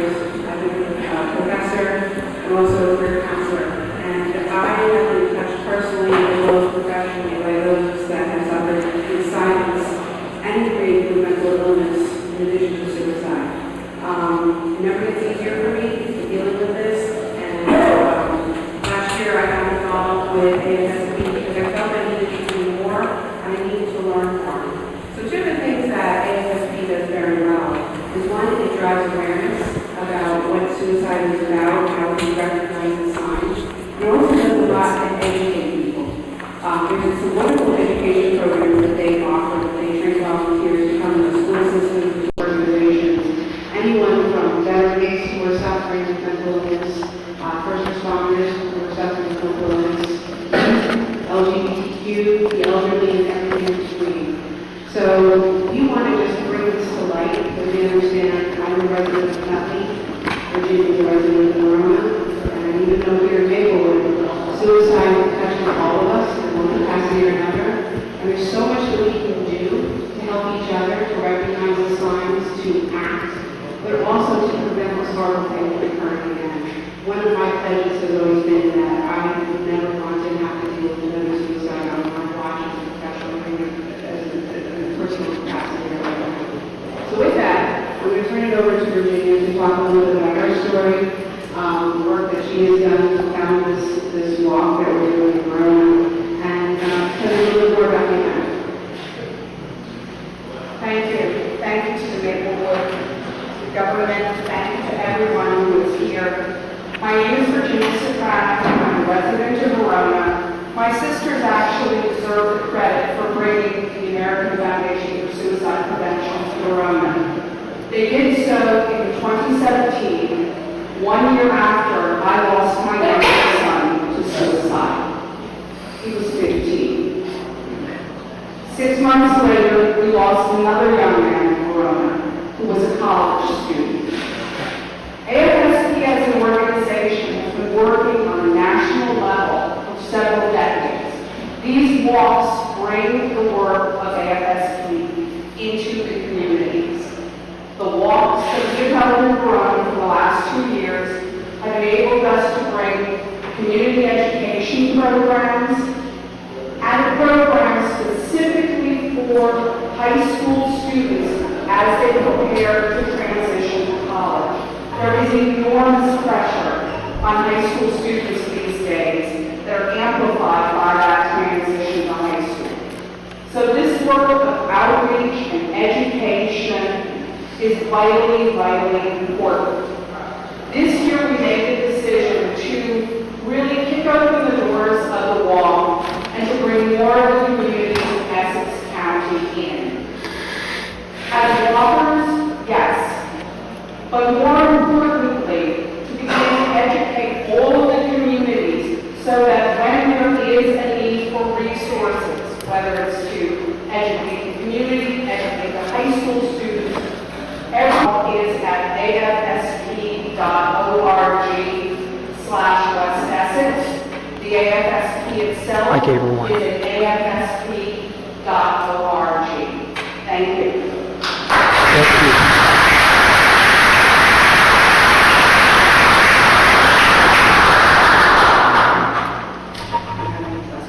Thank you. Anyone have any questions? Thank you very much. Thank you. Thanks for sticking around. Appreciate your patience, Christina. Thank you. Okay, Mr. Rowe, you going to finish the rest of this? Yes, I'd just like to wrap it up quickly. This Friday from 2 to 7 p.m. at the Woodland, the American Red Cross is having a blood donation drive. I hope anyone here who's considering donating blood might come this Friday 2 to 7 to the Woodland. We all know how much important that is, so please do that. We're continuing our English as a second language adult health program till the end of August, thanks to our intern, Sultane Dorville, who has been a tremendous help with that. Thank you. Thank you, Sultane. She's finishing up her internship. She's going to have a hot diploma in her hand. That's awesome. And that's all I really needed to report tonight. I know you got a busy night, but we're very busy with code enforcement. I couldn't let this slip by, though, because about 2 weeks ago in nationwide news is what the pharmacy company sold 76 billion opioid pills between 2006 and 2012. Mr. Rowe, can you say that number louder, please? Yes. How many opioids did the pharmaceutical companies sell to our communities? 76 billion. With a B, 76 billion. And that's far in excess of any medical need. I used to think of pharmaceutical companies as our partner in public health. I'm not so sure anymore, because 100,000 people died then. Since then, another 100,000 died. Suppose Ebola killed 200,000 people. We'd be going berserk. But this just kind of passed by in the news. So I don't know what's going to happen. I'm sure there's going to be thousands of lawsuits now that this information has finally been revealed. And our federal government covered it up. So I'm really angry about that. Talk about not giving a damn about the public. They did not give a damn. And I'm getting ready to retire, so I'm... So you're going to let it off. Outspoken, but it just, I could not let that news article pass without comment. Thank you. Thank you. Thank you. Thank you.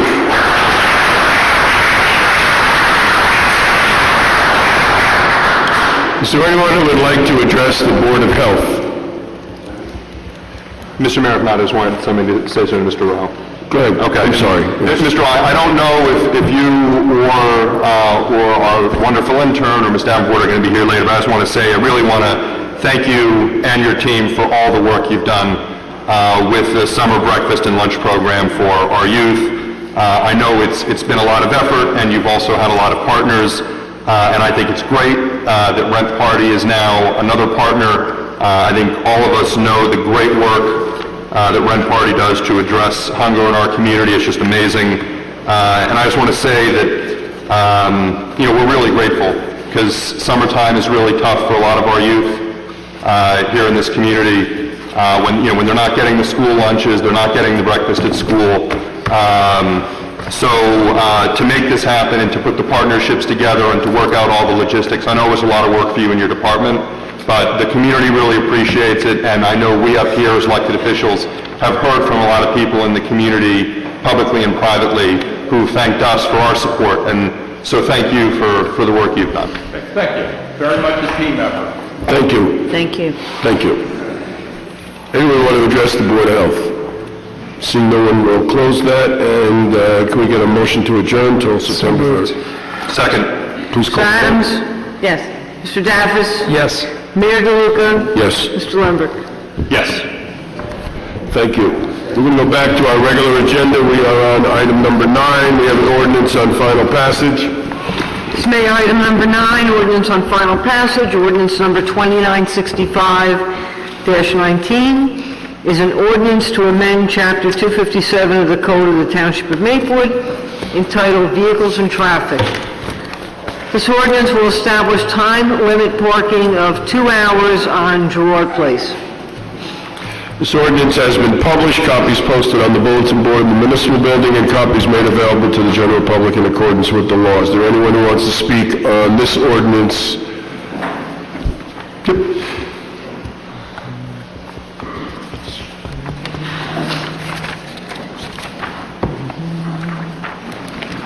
The name is Hans Hummel. I live at 19 Gerard Place in Maplewood.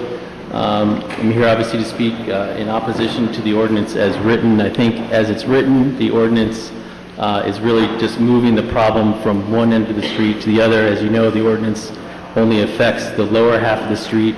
The upper half of the street is remaining as is in terms of parking allowance. I think commuters will now either move up the street above Hubert or maybe over to Summer. As you know, Gerard Place is quite congested on the upper half of the street during drop-off and pickup at Tuscan Elementary. So I think this will just create more congestion in the mornings for the upper half of the street. I think whatever solution should be applied to the entire street, not just to the lower half of the street. And I just wanted to add that, the letter that we received, that the residents received from the town clerk was dated July 2nd, and it said that there'd be a hearing tonight, August 6th, but the town started marking out the spots for the street signs by July 26th, and the signposts have already been installed on our street. So I don't really think that's in the spirit of having an open hearing about the resolution when it hasn't even been passed yet. Thank you. Thank you. We're usually not that efficient. I'm surprised. I was going to say. I'm surprised that happened. I'm sorry for that. It should not have happened. You're correct. Should not have. Yes. Philip Stern, I'm at 21 Gerard Place, and I just wanted to make some observations. I think there's certainly a problem in terms of the congestions that happens at the part of Gerard Place near Valley Street, but I think this is the wrong solution to that problem, and I think it's a solution that's going to create more problems for children at risk. And I'll tell you specifically, because I've been there, I don't know how many years, 1988 we moved in. But ever since on the Tuscan side, the drop-off in the morning, they block off being able to go up Harvard from Valley Street, there's been a lot more traffic on Gerard as parents come up, park their cars, and frequently it's the time when I usually walk my dog, and I see them, bring the kid to drop off, and you got a child, whatever. So there's a lot of going on pedestrian and drop-offs at that period just before school. I'm not around when school lets out, so I can't speak to that.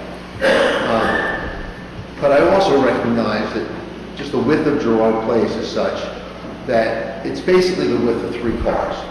So when you have cars parked on both sides of the street, you can't get through. When I go to work in the morning, I go down Valley Street, I go down Gerard, make a left onto Valley, and invariably, I've got to pull over to let somebody who's coming up come through. And I think also, it's not an issue, fortunately it's not become an issue, but if at that time frame we needed to get an emergency vehicle up, that would also be a problem. So if people who are presently parking at the lower end of Valley, the commuters are now going to be up above Hubert, they're now going to the area where the parents will be coming. So now they can't park further up, so now they're parking further down Gerard, they've got a longer walk to go, and together with the cars going up there and coming down Osborne in order to make the drop-off, you're now having more young children walking around with cars. So I don't think this is the right solution. I think it's just putting the problem someplace else without trying to solve it. I had sent a letter to the Township engineer and asked that it be passed along to the committee. I don't know if you received it. I have extra copies here. But, rather than just saying, being a naysayer about that this is the wrong one, I tried to at least put my head together. I don't know if, I don't know anything about traffic engineering or what makes sense, but it seemed to me that, part of the problem really is when you start having cars parked on both sides of the street. Because I know a couple times when it's happened around my property, to back out of your driveway is really a trick. And certainly pulling out, if you back into your driveway to pull out forwards, it's tight because of the lack of width of the street. So my thought was, why not have one, parking on one side of the street, or have it alternate and have it through the whole the whole street, all the way down. It would end the congestion, it would end the need for cars to have to pull over to pass one another, and certainly if an emergency vehicle had to come up during a time of congestion, I think it would prevent that issue as well. So I just think this is the wrong solution for this problem. And if you haven't had the letter, I do have extra copies of it, I can pass that. Actually, yeah, one here. Yeah. And that basically just reiterates what I thank you. Thank you very much. Thank you.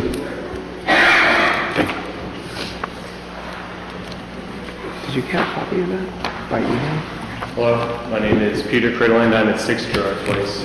I've been up here before, we've spoken before, so I'll keep my comments brief. I just wanted to say that from the beginning I've spoken out in favor of this measure. I live, as I said, at 6 Gerard. I'm at the bottom of the hill. I've got commuters out front every single day. So on the, toward Valley? Yeah, Valley. Yeah, okay. So I'm in support of this resolution, both for convenience for sure, but also for the safety of everyone on the block. A couple of residents, myself included, have met with you all and the town engineers, and this was the solution that we came up with. Not necessarily exactly, as the residents, I think, had wanted, but this is something that I think works for everyone. This is a solution that we got from Township engineers. This is a solution that was put to the block and was voted on by the block, and the vote supported this resolution. So I believe on that basis that this resolution should go forward tonight.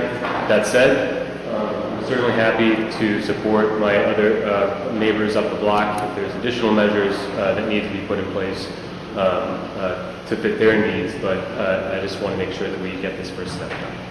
Thank you. Thank you. Thank you. Anyone else want to be heard on this ordinance? So do we know? I need to close the public hearing on this ordinance, and Mayor, I move this ordinance be adopted as a whole and the clerk be directed to publish the same as a passed ordinance in the Maplewood South Orange News Record according to law. and I'll second that, and now we can have discussion. Mayor, do we know if all the residents along Gerard have been engaged in this discussion, or just in the lower part towards Valley? I think... maybe Ms. Rivera's can or Ms. Adams. Or Ms. Adams, you chair the committee, so. I don't know the exact answer to that question. I know there was a survey done and the votes were counted by the town engineer and were implemented. The decision was that. I just want to say to this, and I don't mean to cut you off. No, I'm happy to be cut This off. ordinance is trying to address a problem that was brought to our attention. We're having more and more of these problems everywhere, and half the time it's dealing with commuters coming from out of town and parking in places we never imagined to walk to the train station. We have too many, in my opinion, bluntly, too many parents driving their kids to walkable schools and causing all sorts of hours of time and energy and efforts like this to try to deal with safety. The more vehicles you have with pedestrians, the more likely for an accident, for unsafe situations. So I urge parents to have the walking school bus, to urge the schools to do that, to try to address this, at least start to look at that side of this as well, so we can write all the laws in the books and we can enforce as much as we can enforce.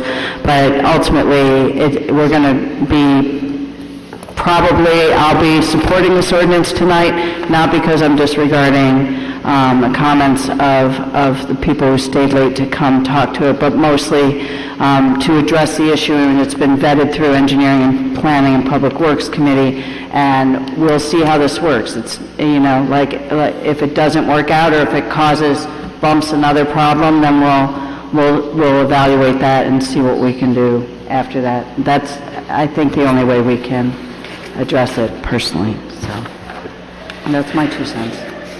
Mr. Mayor, thank you.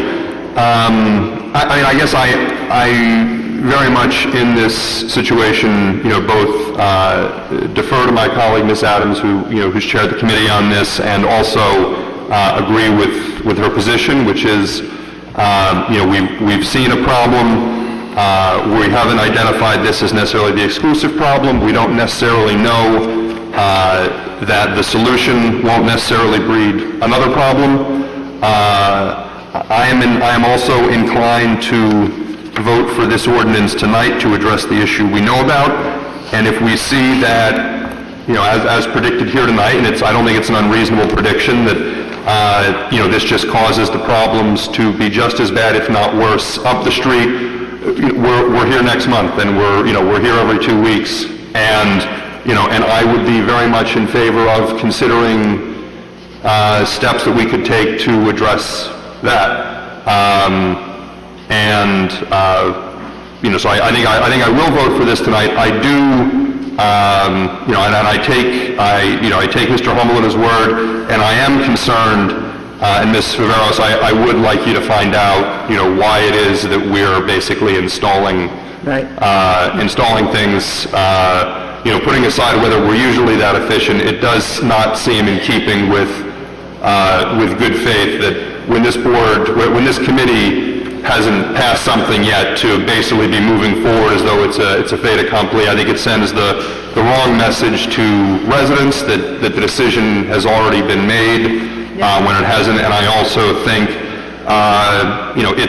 if this decision goes another way tonight, it's certainly a waste of time and money and resources for something that's not ready for implementation. So I would like us to just find that out and in the future certainly avoid doing that, because that is I think a very legitimate point that was raised, and we should look into that. Thank you. Anyone else? Been moved and seconded, please call the roll. Sarams? Yes. Mr. Daffis? Yes. Mr. Lembrick? Yes. Mayor DeLuca? Yes. Okay, we're on discussion items, and again, Mr. Hummel, Mr. Stern, we're going to keep watching this. If there's a problem, You let us know. we can expand the ordinance and look at your solution and others. Okay? Yeah, I was a little disappointed that he wasn't dead. It seemed like the only solution.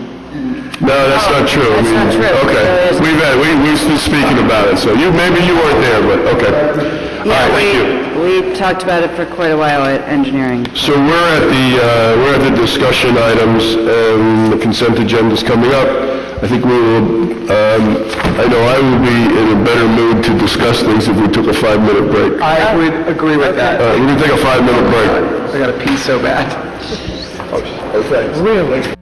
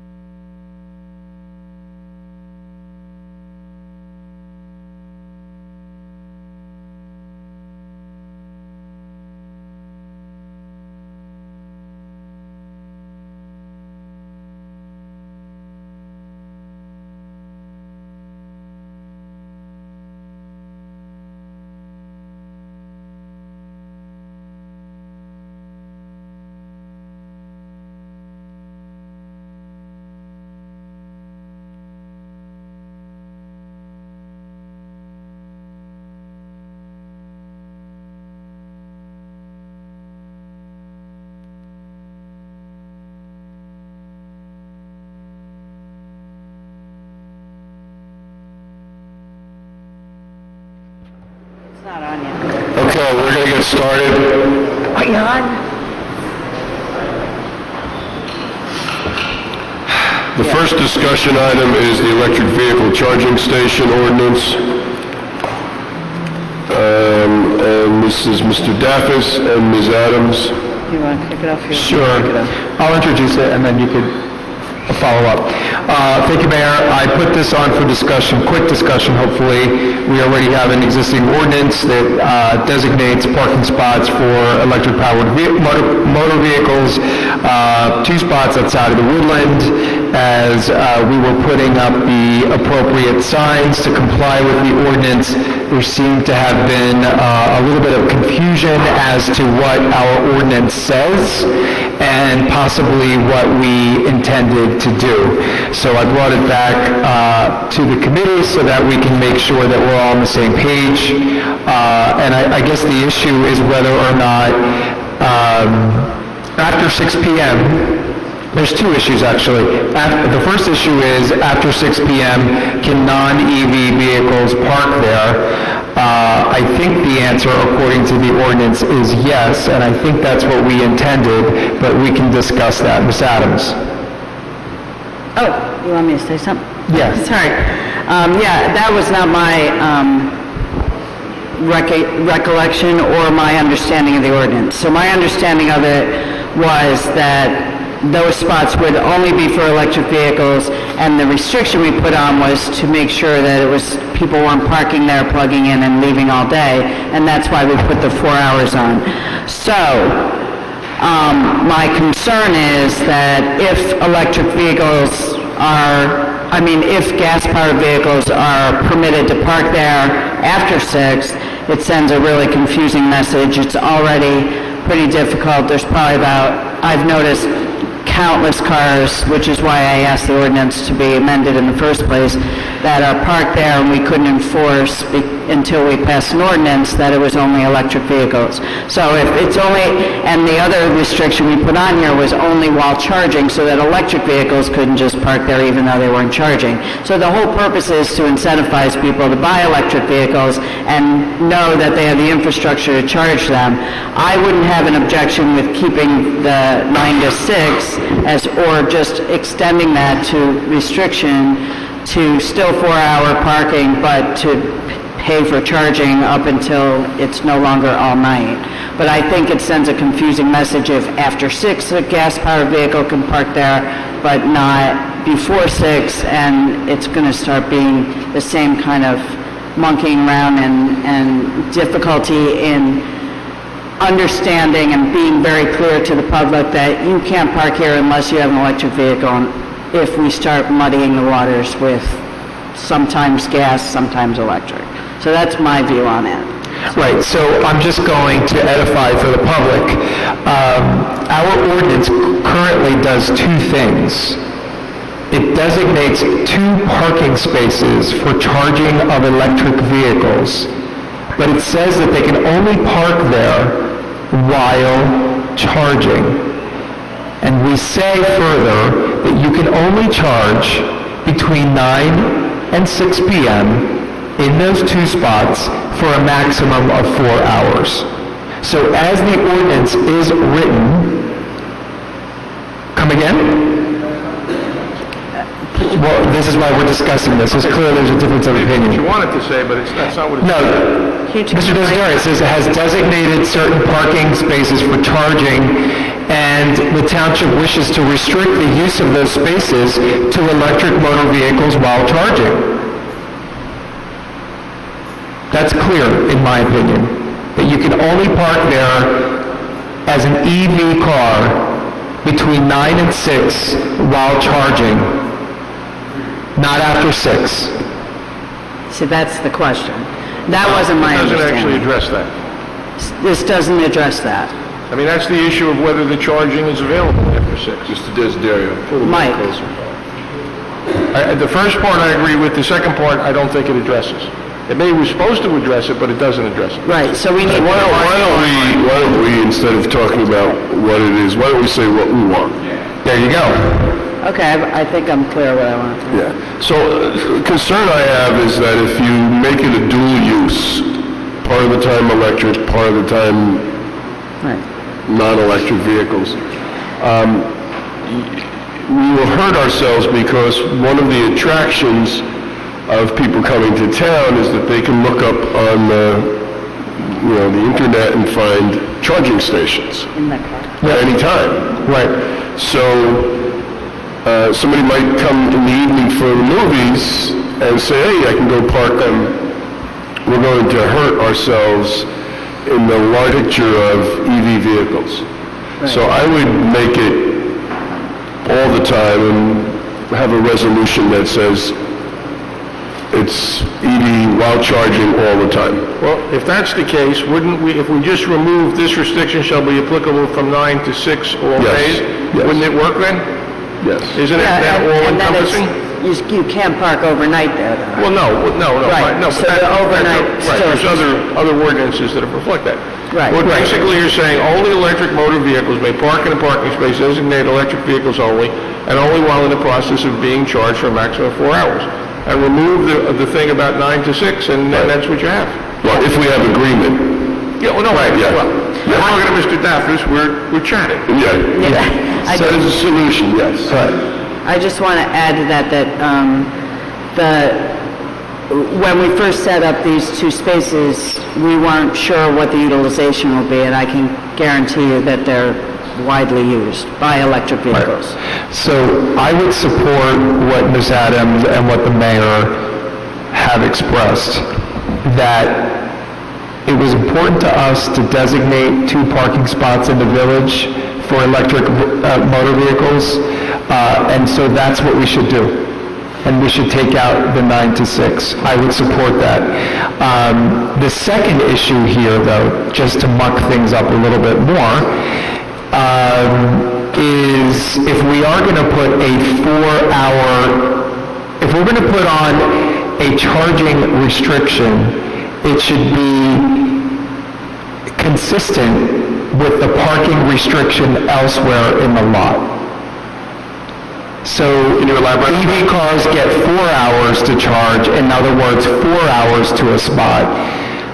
Other cars get 3. We don't have 4 hours parking anywhere in any of the parking lots of the village. How long does it take to charge? Like, does it take 4 hours to charge? I honestly don't know. It's a level 2 charger, so it charges a car about 25 to 30 miles per hour. So I don't think anybody's coming 100 miles to go to the movies. So I think making it consistent 3 hours, it would be fine with me. And it would be consistent with all the other parking there. But to that point, to your point, that 3-hour restriction does not extend into the evening. Right. When does the 3-hour stop for that lot? That's the point. 9 to 6. It's 6 or 7. 6 or 7, I think it's at 6. So that's where it becomes mucky. 9 to 7, I think it is actually, yeah. So the other option is, and it's used in other EV stations, is that cars can only be actively charging while parked there, but there's no restriction on the amount of time they can park. So, to your point, I think, see, that's where the 9 to 6 came from in this ordinance, in my mind. It didn't open it up for gas-powered vehicles. It was because consistent with the others are consistent, so. Well, we can treat these 2 spots differently. We don't have to be consistent. We could just say, look, you can park here only if you're parking an EV vehicle, and you can only charge for a maximum of 4 hours. 4 hours. I think that's... Have fun. But then I guess the question, but do we still want to have a certain cutoff after which the 3 or 4 hour limit doesn't apply? If someone's going to dinner and a movie, or do we want to say that they have to move their that someone in one of those 2 EV spots has to move, whereas someone elsewhere doesn't have to? I think that's, I'm not sure that's what you're proposing. I just want to make sure that we're careful, because I voted for this the first time, and honestly, didn't consider. I don't think any of us necessarily considered this potential conflict issue, or we wouldn't be disagreeing about it now. So I just want to make sure that, now that we're aware of this issue, we try to to get it right. Mr. Viveros, is it possible to have the meter there that you pay for the parking to cut off after 4 hours? I am not sure, but I'll look into it to see what the programming. Yeah. We have your assistant administrator who can speak to that because we talked about it. Yeah. Would you please, Mr. Michalowski? With that microphone. That's be really loud. Glenn You got to use the wireless mic. That thing doesn't work. Glenn Michalowski, Assistant Township Administrator. After talking with Paul Kittner, our Township Engineer, the Level 2 chargers don't have the ability to integrate to cut off charging. The newer Level 3 chargers do. Those are about $14,000, and we got this one for free, so. Yeah, good point. Okay. So do we want to just take out the 9 to 6? Yeah. Yes. Thank you. I'm fine with that from policy perspective, and I also think that makes sense from an ordinance clarity perspective, because I think right now, the ordinance was clear to many people, but they disagreed about what it meant. So I think we need to make it clear to everyone. So what do we need to do? Just, it's already passed, so we... In September, we'll reintroduce a new ordinance. The ordinance will reintroduce on the 3rd and vote on the 17th? In the meantime, it'll Yes, okay. not be... All right. Okay. Beer garden. I'm sorry, just one question, Mayor. We're leaving 4 hours in. Yes. 4 hours, no restriction. Yes, I'm fine with that. Okay. The beer garden. So for the last X amount of years, we've been allowing Maple Woodstock to have a beer garden, and I think there's some concern that we haven't changed the ordinance to permit beer gardens, and there may be other groups that have large-scale events that would like to have a beer garden in the park. So recognizing that we don't want to have a situation where everyone is, for every activity is just allowing alcohol in the parks, came up with the suggestion of changing our current ordinance to be very specific about allowing a beer garden in Memorial Park. And this also clears up some of the names of our current permitted facilities and adds the woodland. So that's the suggestion, that if a group was using, now I limited it to Memorial Park, and we can talk for a moment if that is to be expanded, but if a group is having an event in Memorial Park and wants to have a beer garden, which is defined as an enclosed area with a regulated entrance, that is incidental. So it's not the event. The event is not the beer garden. The event is the festival or the concert that has a beer garden. Then they can apply, and they would have to go through all the approvals that we have, including ABC approval. Great. So I'm going to jump in here because I instigated this at our last public session. I want to thank you, Mayor, for taking the time to make the amendment. Are we still, okay. I agree with the amendments. The only thing that I would open it up to my colleagues to discuss further is whether or not we should limit this to Memorial Park. My opinion is that we should include Maple Crest Park, the two big major parks in our town, for purposes of equity, so that we can build successful events on the other side of town. And because Memorial Park is incredibly overburdened at the moment with a lot of events. And so that would allow taking off some pressure from Memorial Park. That's my position. How do others feel about it? Yeah, I'm not in favor of adding Maple Crest, and the reason being is that Maple Crest is much more enclosed by residents than Memorial Park. And the large-scale events that we have in Memorial Park, I don't think will ever be able to be held in Maple Crest Park. I certainly agree with the idea of trying to get events spread around town, but not all of them need to have a beer garden. So I would not be in favor of adding Maple Crest.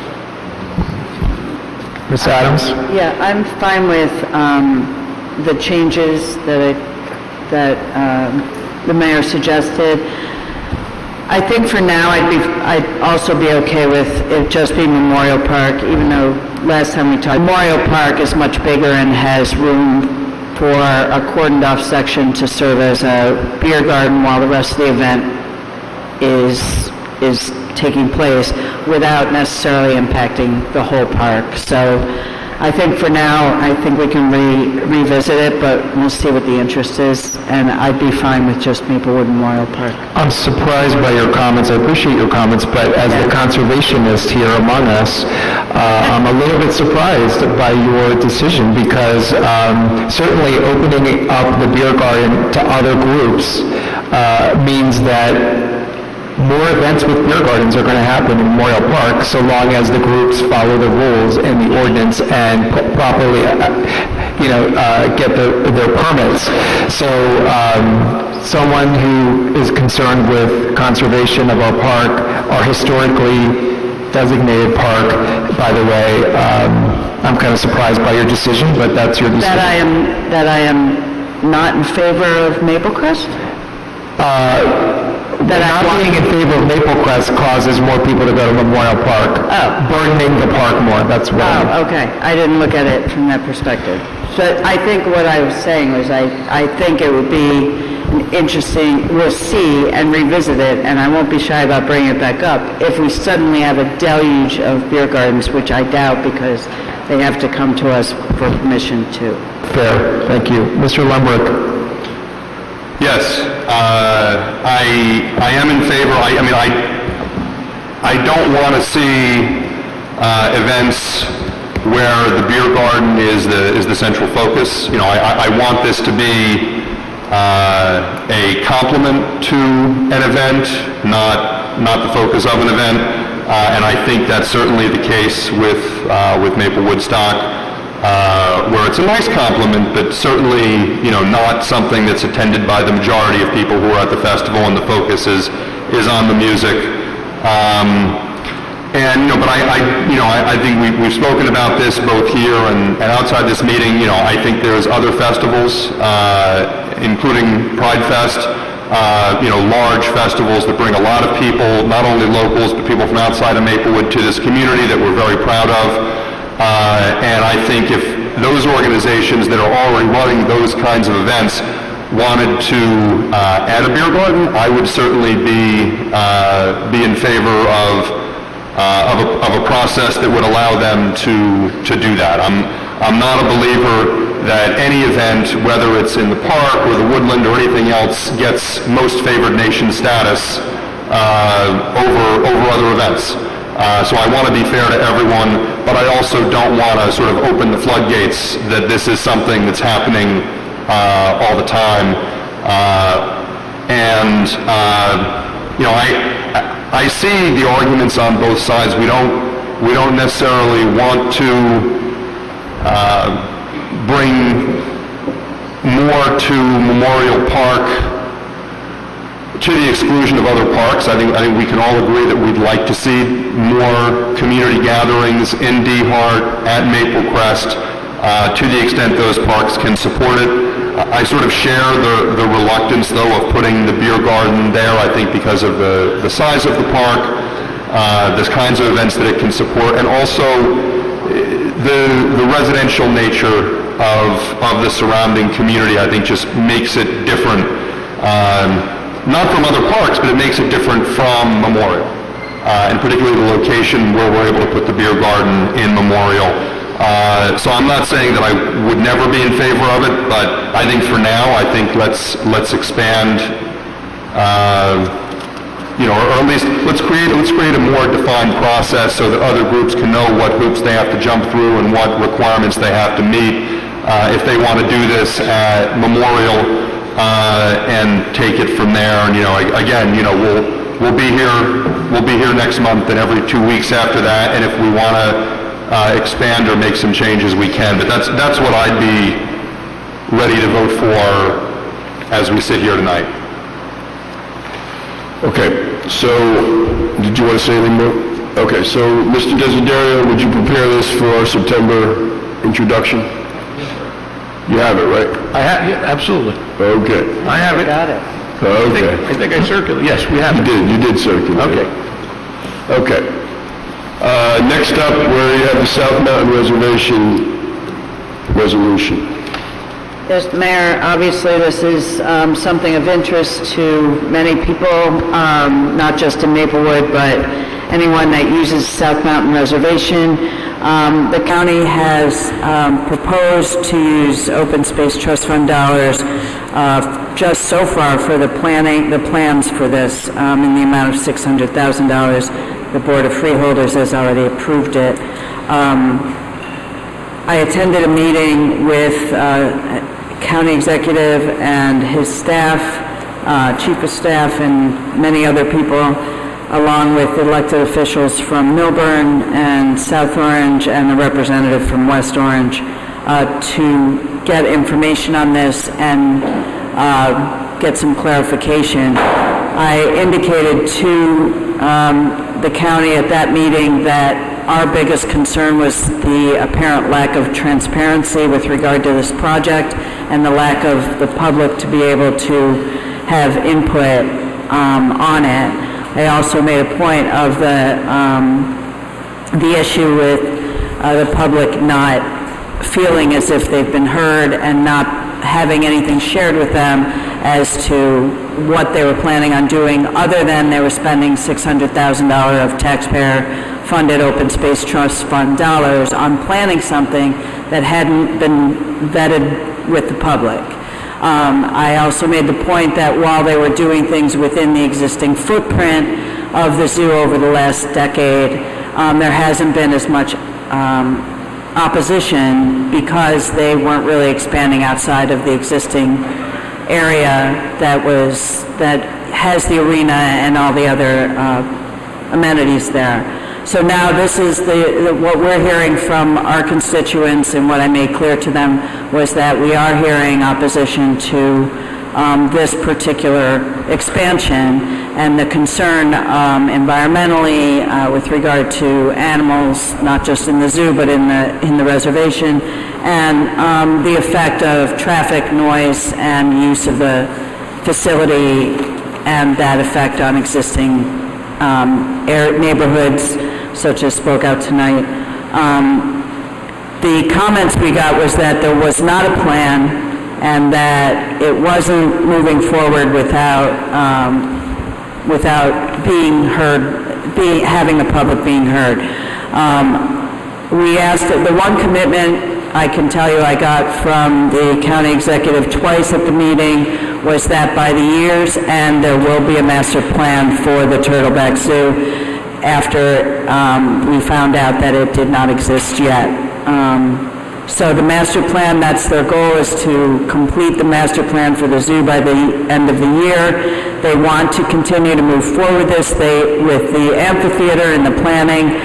They are looking to take 1 acre of the South Mountain Reservation to build it. It includes a detention basin for stormwater runoff. They will be taking trees, but will also be planting trees. They will be using pervious materials so that there won't be a lot of paving and all that concern.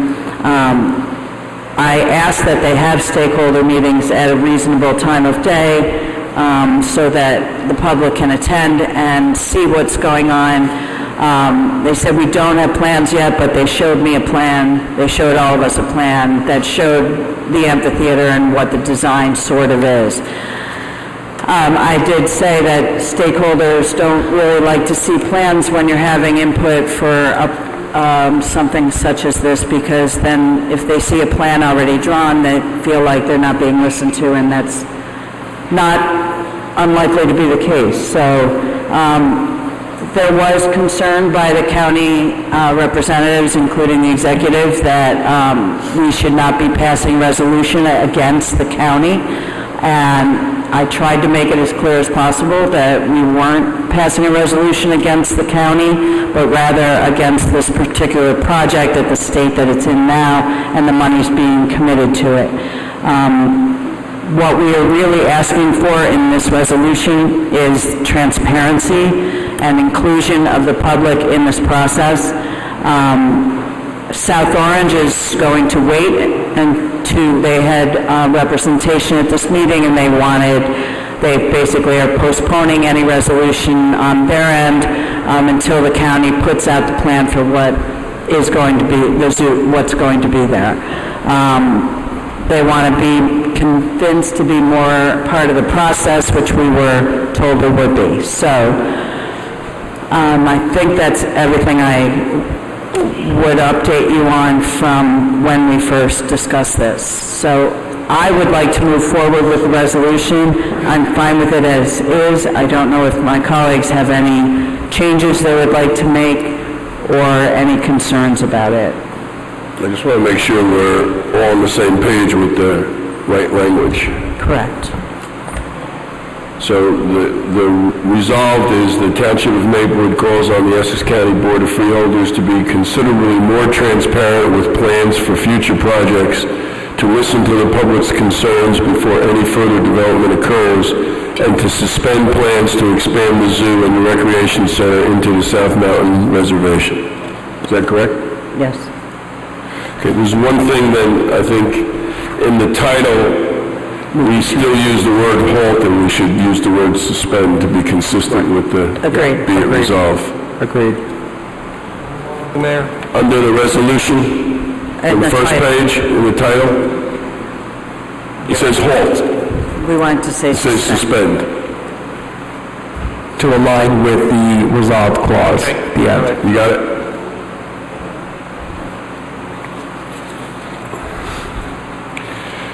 Yeah, I would be in favor of this resolution. I think we should move forward. And I'm not, and I just want to be clear, I'm not opposed to future expansion of the zoo and recreation center, but I do think there should be a plan. It should be vetted. People should have a right to have input there, and it should go back and forth. So I don't want to take a position that says absolutely never development. I just want to say this is not the time without the master plan. If it's going to be ready for the end of the year, we should suspend work now and then vet that thing at the end in 2020 and make plans to move forward after that process.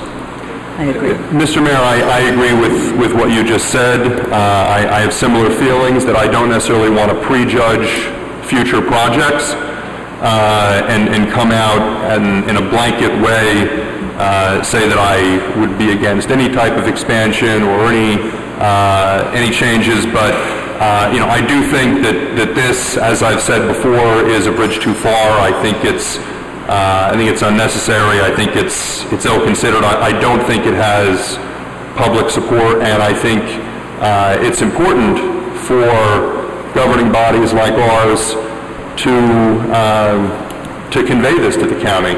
And I think that our efforts have already produced some results, but I think we have to keep up the pressure. I, in particular, want to express my gratitude personally and also on behalf of our community and people who care about this issue to my colleague, Ms. Adams, who was out front on this issue and who's been going to meetings and who's been advocating and looking for information, and also for her patience with the rest of us and making sure that we could get this resolution to a place that at least I can say I'm comfortable signing on to, and I think we should move forward. And I appreciate the folks from the zoo who were here tonight. I'm not sure if they're still here. The information they provided, and what they said rang true with me when they talked about the number of folks here in Maplewood who enjoy the zoo and all the members of the zoo that are here. My family, we've been among them for the last 8+ years. My daughter and I and my wife, we love the zoo. I've gone to, when the county has invited me to ribbon cuttings for new projects at the zoo, the giraffes, the lion, I took off work and took my daughter out of school to go. So I love the zoo, but I just think we've sort of reached a point where this proposal is just a bit too much. And, And, you know, and I think that the county also needs to not take this personally. You know, this is not the Township of Maplewood against the county.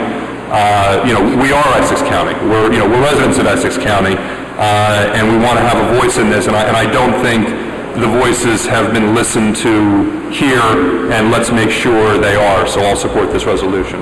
Okay, so the resolution's on the consent agenda, we can deal with it at the time we vote on the consent agenda. And we'll just make that change, okay. The ICE resolution. Mr. Daffis, Mr. Lambert? Thank you, Mayor. So I have forwarded the resolution that we received from some Action Advocates about this. I'm sure you've all had the opportunity to take a look at it.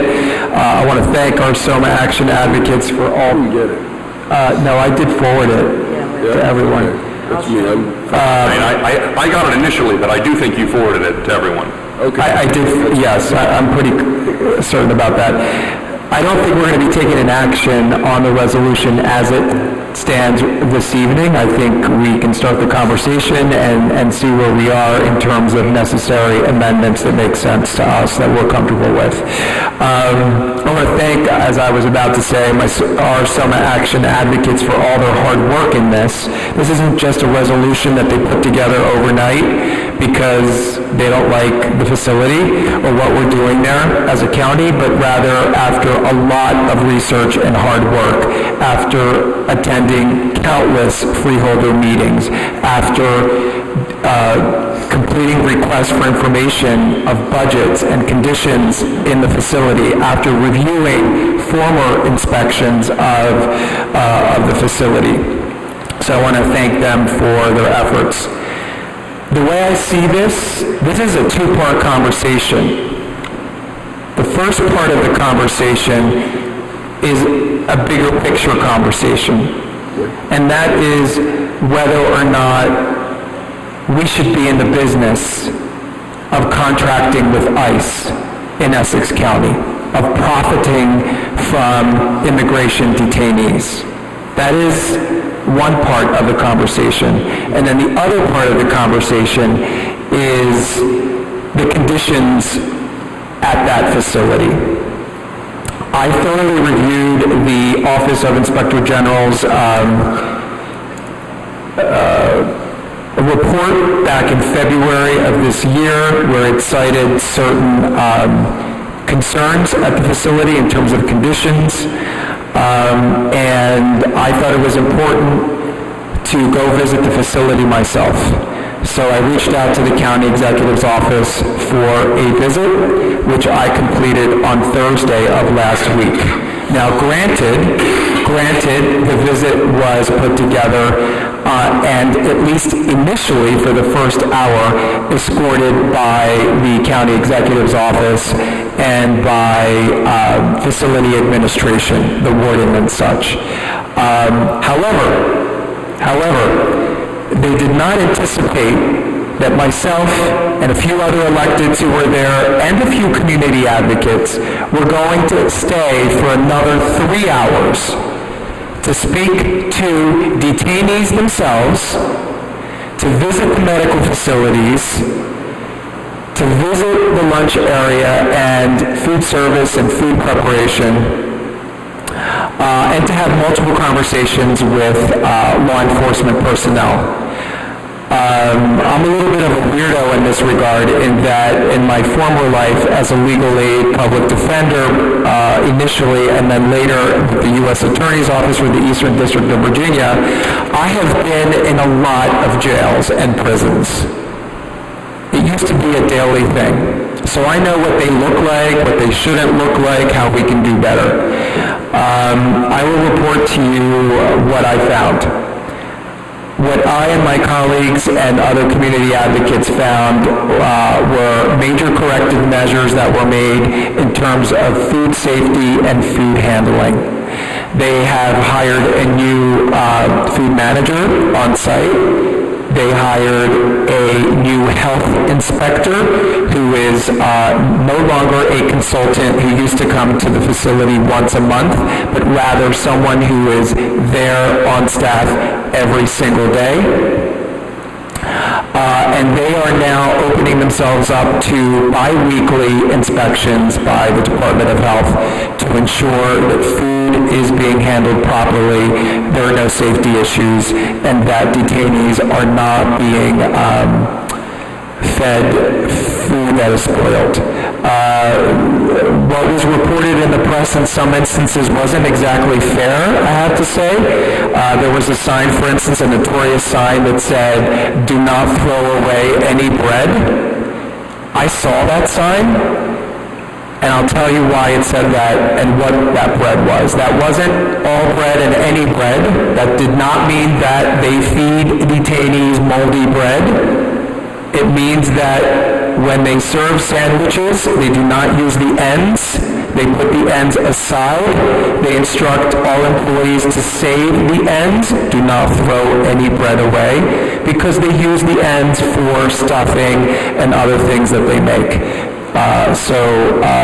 That wasn't necessarily very fair. There was something else that I noticed that wasn't exactly fair in the media that was reported about conditions in the facility, and that was this idea that the bedding is so terrible, so worn down that detainees have to tie it together to keep the mattress together. It's falling apart. Again, I had the opportunity to visit both open dorm areas where people sleep on cots, and I had the opportunity to go into maximum security area escorted to visit cells. And I came upon those knitted together mattresses, and they were in instances of where someone was trying to get away with contraband. What else can I say? I will say that the county executive's office agreed that the outdoor space at the jail is not sufficient, and there are plans underway to increase the space and possibly create an outdoor area. And the county executive's office acknowledged that the report and some of the things that were reported in the press were ultimately a good thing, because it forced them to do their jobs in the facility better. I spoke to several detainees about their experience at the facility, how long they've been housed there, and what their experience has been like. And with me was my fellow council person from West Orange, Cindy Brown, who was able to communicate with several detainees in Spanish. Also, we had the fortune of running into First Friends who were there and other legal advocates, and we were able to sit down with them for a while and find out from them what challenges they're seeing in providing legal services to detainees. Soma Action has correctly identified some of those challenges in the resolution. They need more money. They need more time. They need more rooms. There is a backlog right now to see clients and to get them their day in court. And there aren't enough cubicles for everyone. And one last thing was the access to libraries. Detainees should have access to libraries and legal research, and that was something also that the county executive's office agreed that, they need to supply more computers and more printers so that more people can have access to process their cases. So that gives you an idea of what the facility is like. I encourage everyone to reach out to the county executive's office and schedule a visit so that you can see it for yourself. I personally am of the opinion that we should phase out responsibly and appropriately the ICE contract with this facility. I don't think that we should be profiting from immigrant detention in Essex County in any way. But that, again, is a separate discussion and possibly resolution from the one that pertains to some of the things that we've been asked to consider, such as recommending a different food vendor and some other corrective actions that are in the resolution. I have some numbers for you. If I can pull them up. The average stay, all the detainees are in a civil detainer. The average stay is 23 to 26 days. And currently, at least as of Thursday when I was there were about 770 ICE detainees in the facility.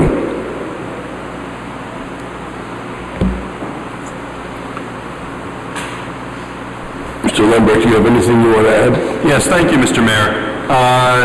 First of all, I'd just like to thank Mr. Davis not only for his very comprehensive report tonight, which I certainly think is beneficial to my thinking about this issue, but also for the efforts that you've gone through, giving your own time and really investigating this with other elected officials, on behalf of all of us, who, some of whom, were not able to do that. So thank you for your diligence. And I also, I do want to thank, before we get into this particular draft resolution, which I agree, I don't think we're ready to propose voting on tonight, although I do think we're going to get there. I want to thank Soma Action. I want to thank, I know Kelly Quirk is still here, and I know that it's taken a team to do this. I think the resolution is very carefully considered. It is not a knee-jerk reaction. It is not asking for anything that's extreme. It is very sober. It is well-researched. That I have some changes to the draft that are, I think of a very, that are non-substantive. I also have some questions, both that I had when I read the draft, but also that I now have more questions hearing Mr. Davis's report tonight. So I'd like to get some more information myself. But again, I think this is a time and an opportunity for this township and for us as the representatives of Maplewood and of the Soma community to be the conscience of the county and help to move things in the right direction. My initial response to Mr. Davis's question when I thought about it a few months ago, should we be in this business, was no, and we should get out of it as soon as possible. But in talking to some of the advocates that know this situation better, that have spent the time, I have learned that could have consequences that could actually, in the short term and perhaps in the long term, be worse. I understand the virtue of a phase-out and of making certain specific changes now and demanding certain specific changes be implemented over time towards eventually ending this relationship, which I find just morally abhorrent. But we don't want a quote-unquote solution that ends up making things worse. So I thank Soma Action for this. I thank Mr. Davis, and I think we should do some of that work that I've talked about over the next few weeks. And I think that Mr. Davis, I don't mean to speak for you, but I think that working together, we can probably get this into a place where, in advance of our next meeting, we can distribute a revised resolution to our colleagues after discussions with community advocates and others, so we can have this hopefully ready for a vote and approval in a month. Thank you. Thank you, Mr. Lumberg. I just want to add to Mr. Lumberg's comment one thing. Thank you, Mr. Lumberg. I think the public needs to hear this if they don't already know, because sometimes we think everybody knows what we know, but not everybody's in the weeds or paying attention all the time. Also, thanks to Soma Action and their advocacy, they have been able to move the Essex County freeholders forward on this issue. President Brendan Gill has been very public and very unequivocally committed to the responsible phase-out of this ICE contract. And so, I think we are moving in that direction, and we should continue fighting and advocating for better conditions at the facility and for greater access, legal access to detainees as we go in that direction. Okay, so we're going to see something before the next meeting, and we'll consider it for discussion or vote. Discussion. Well, I mean, I think it depends where we're at. I mean, my goal would be to bring something, to distribute something in advance of the next meeting and have something for discussion that hopefully we can vote on, but that's a prediction for the future, and also I'm only one vote. So let's make sure we put ICE resolution on for discussion, and if we have some agreement, we can vote on it at that time. Okay? All right, now we're at the consent agenda, so I want to make some which is made up of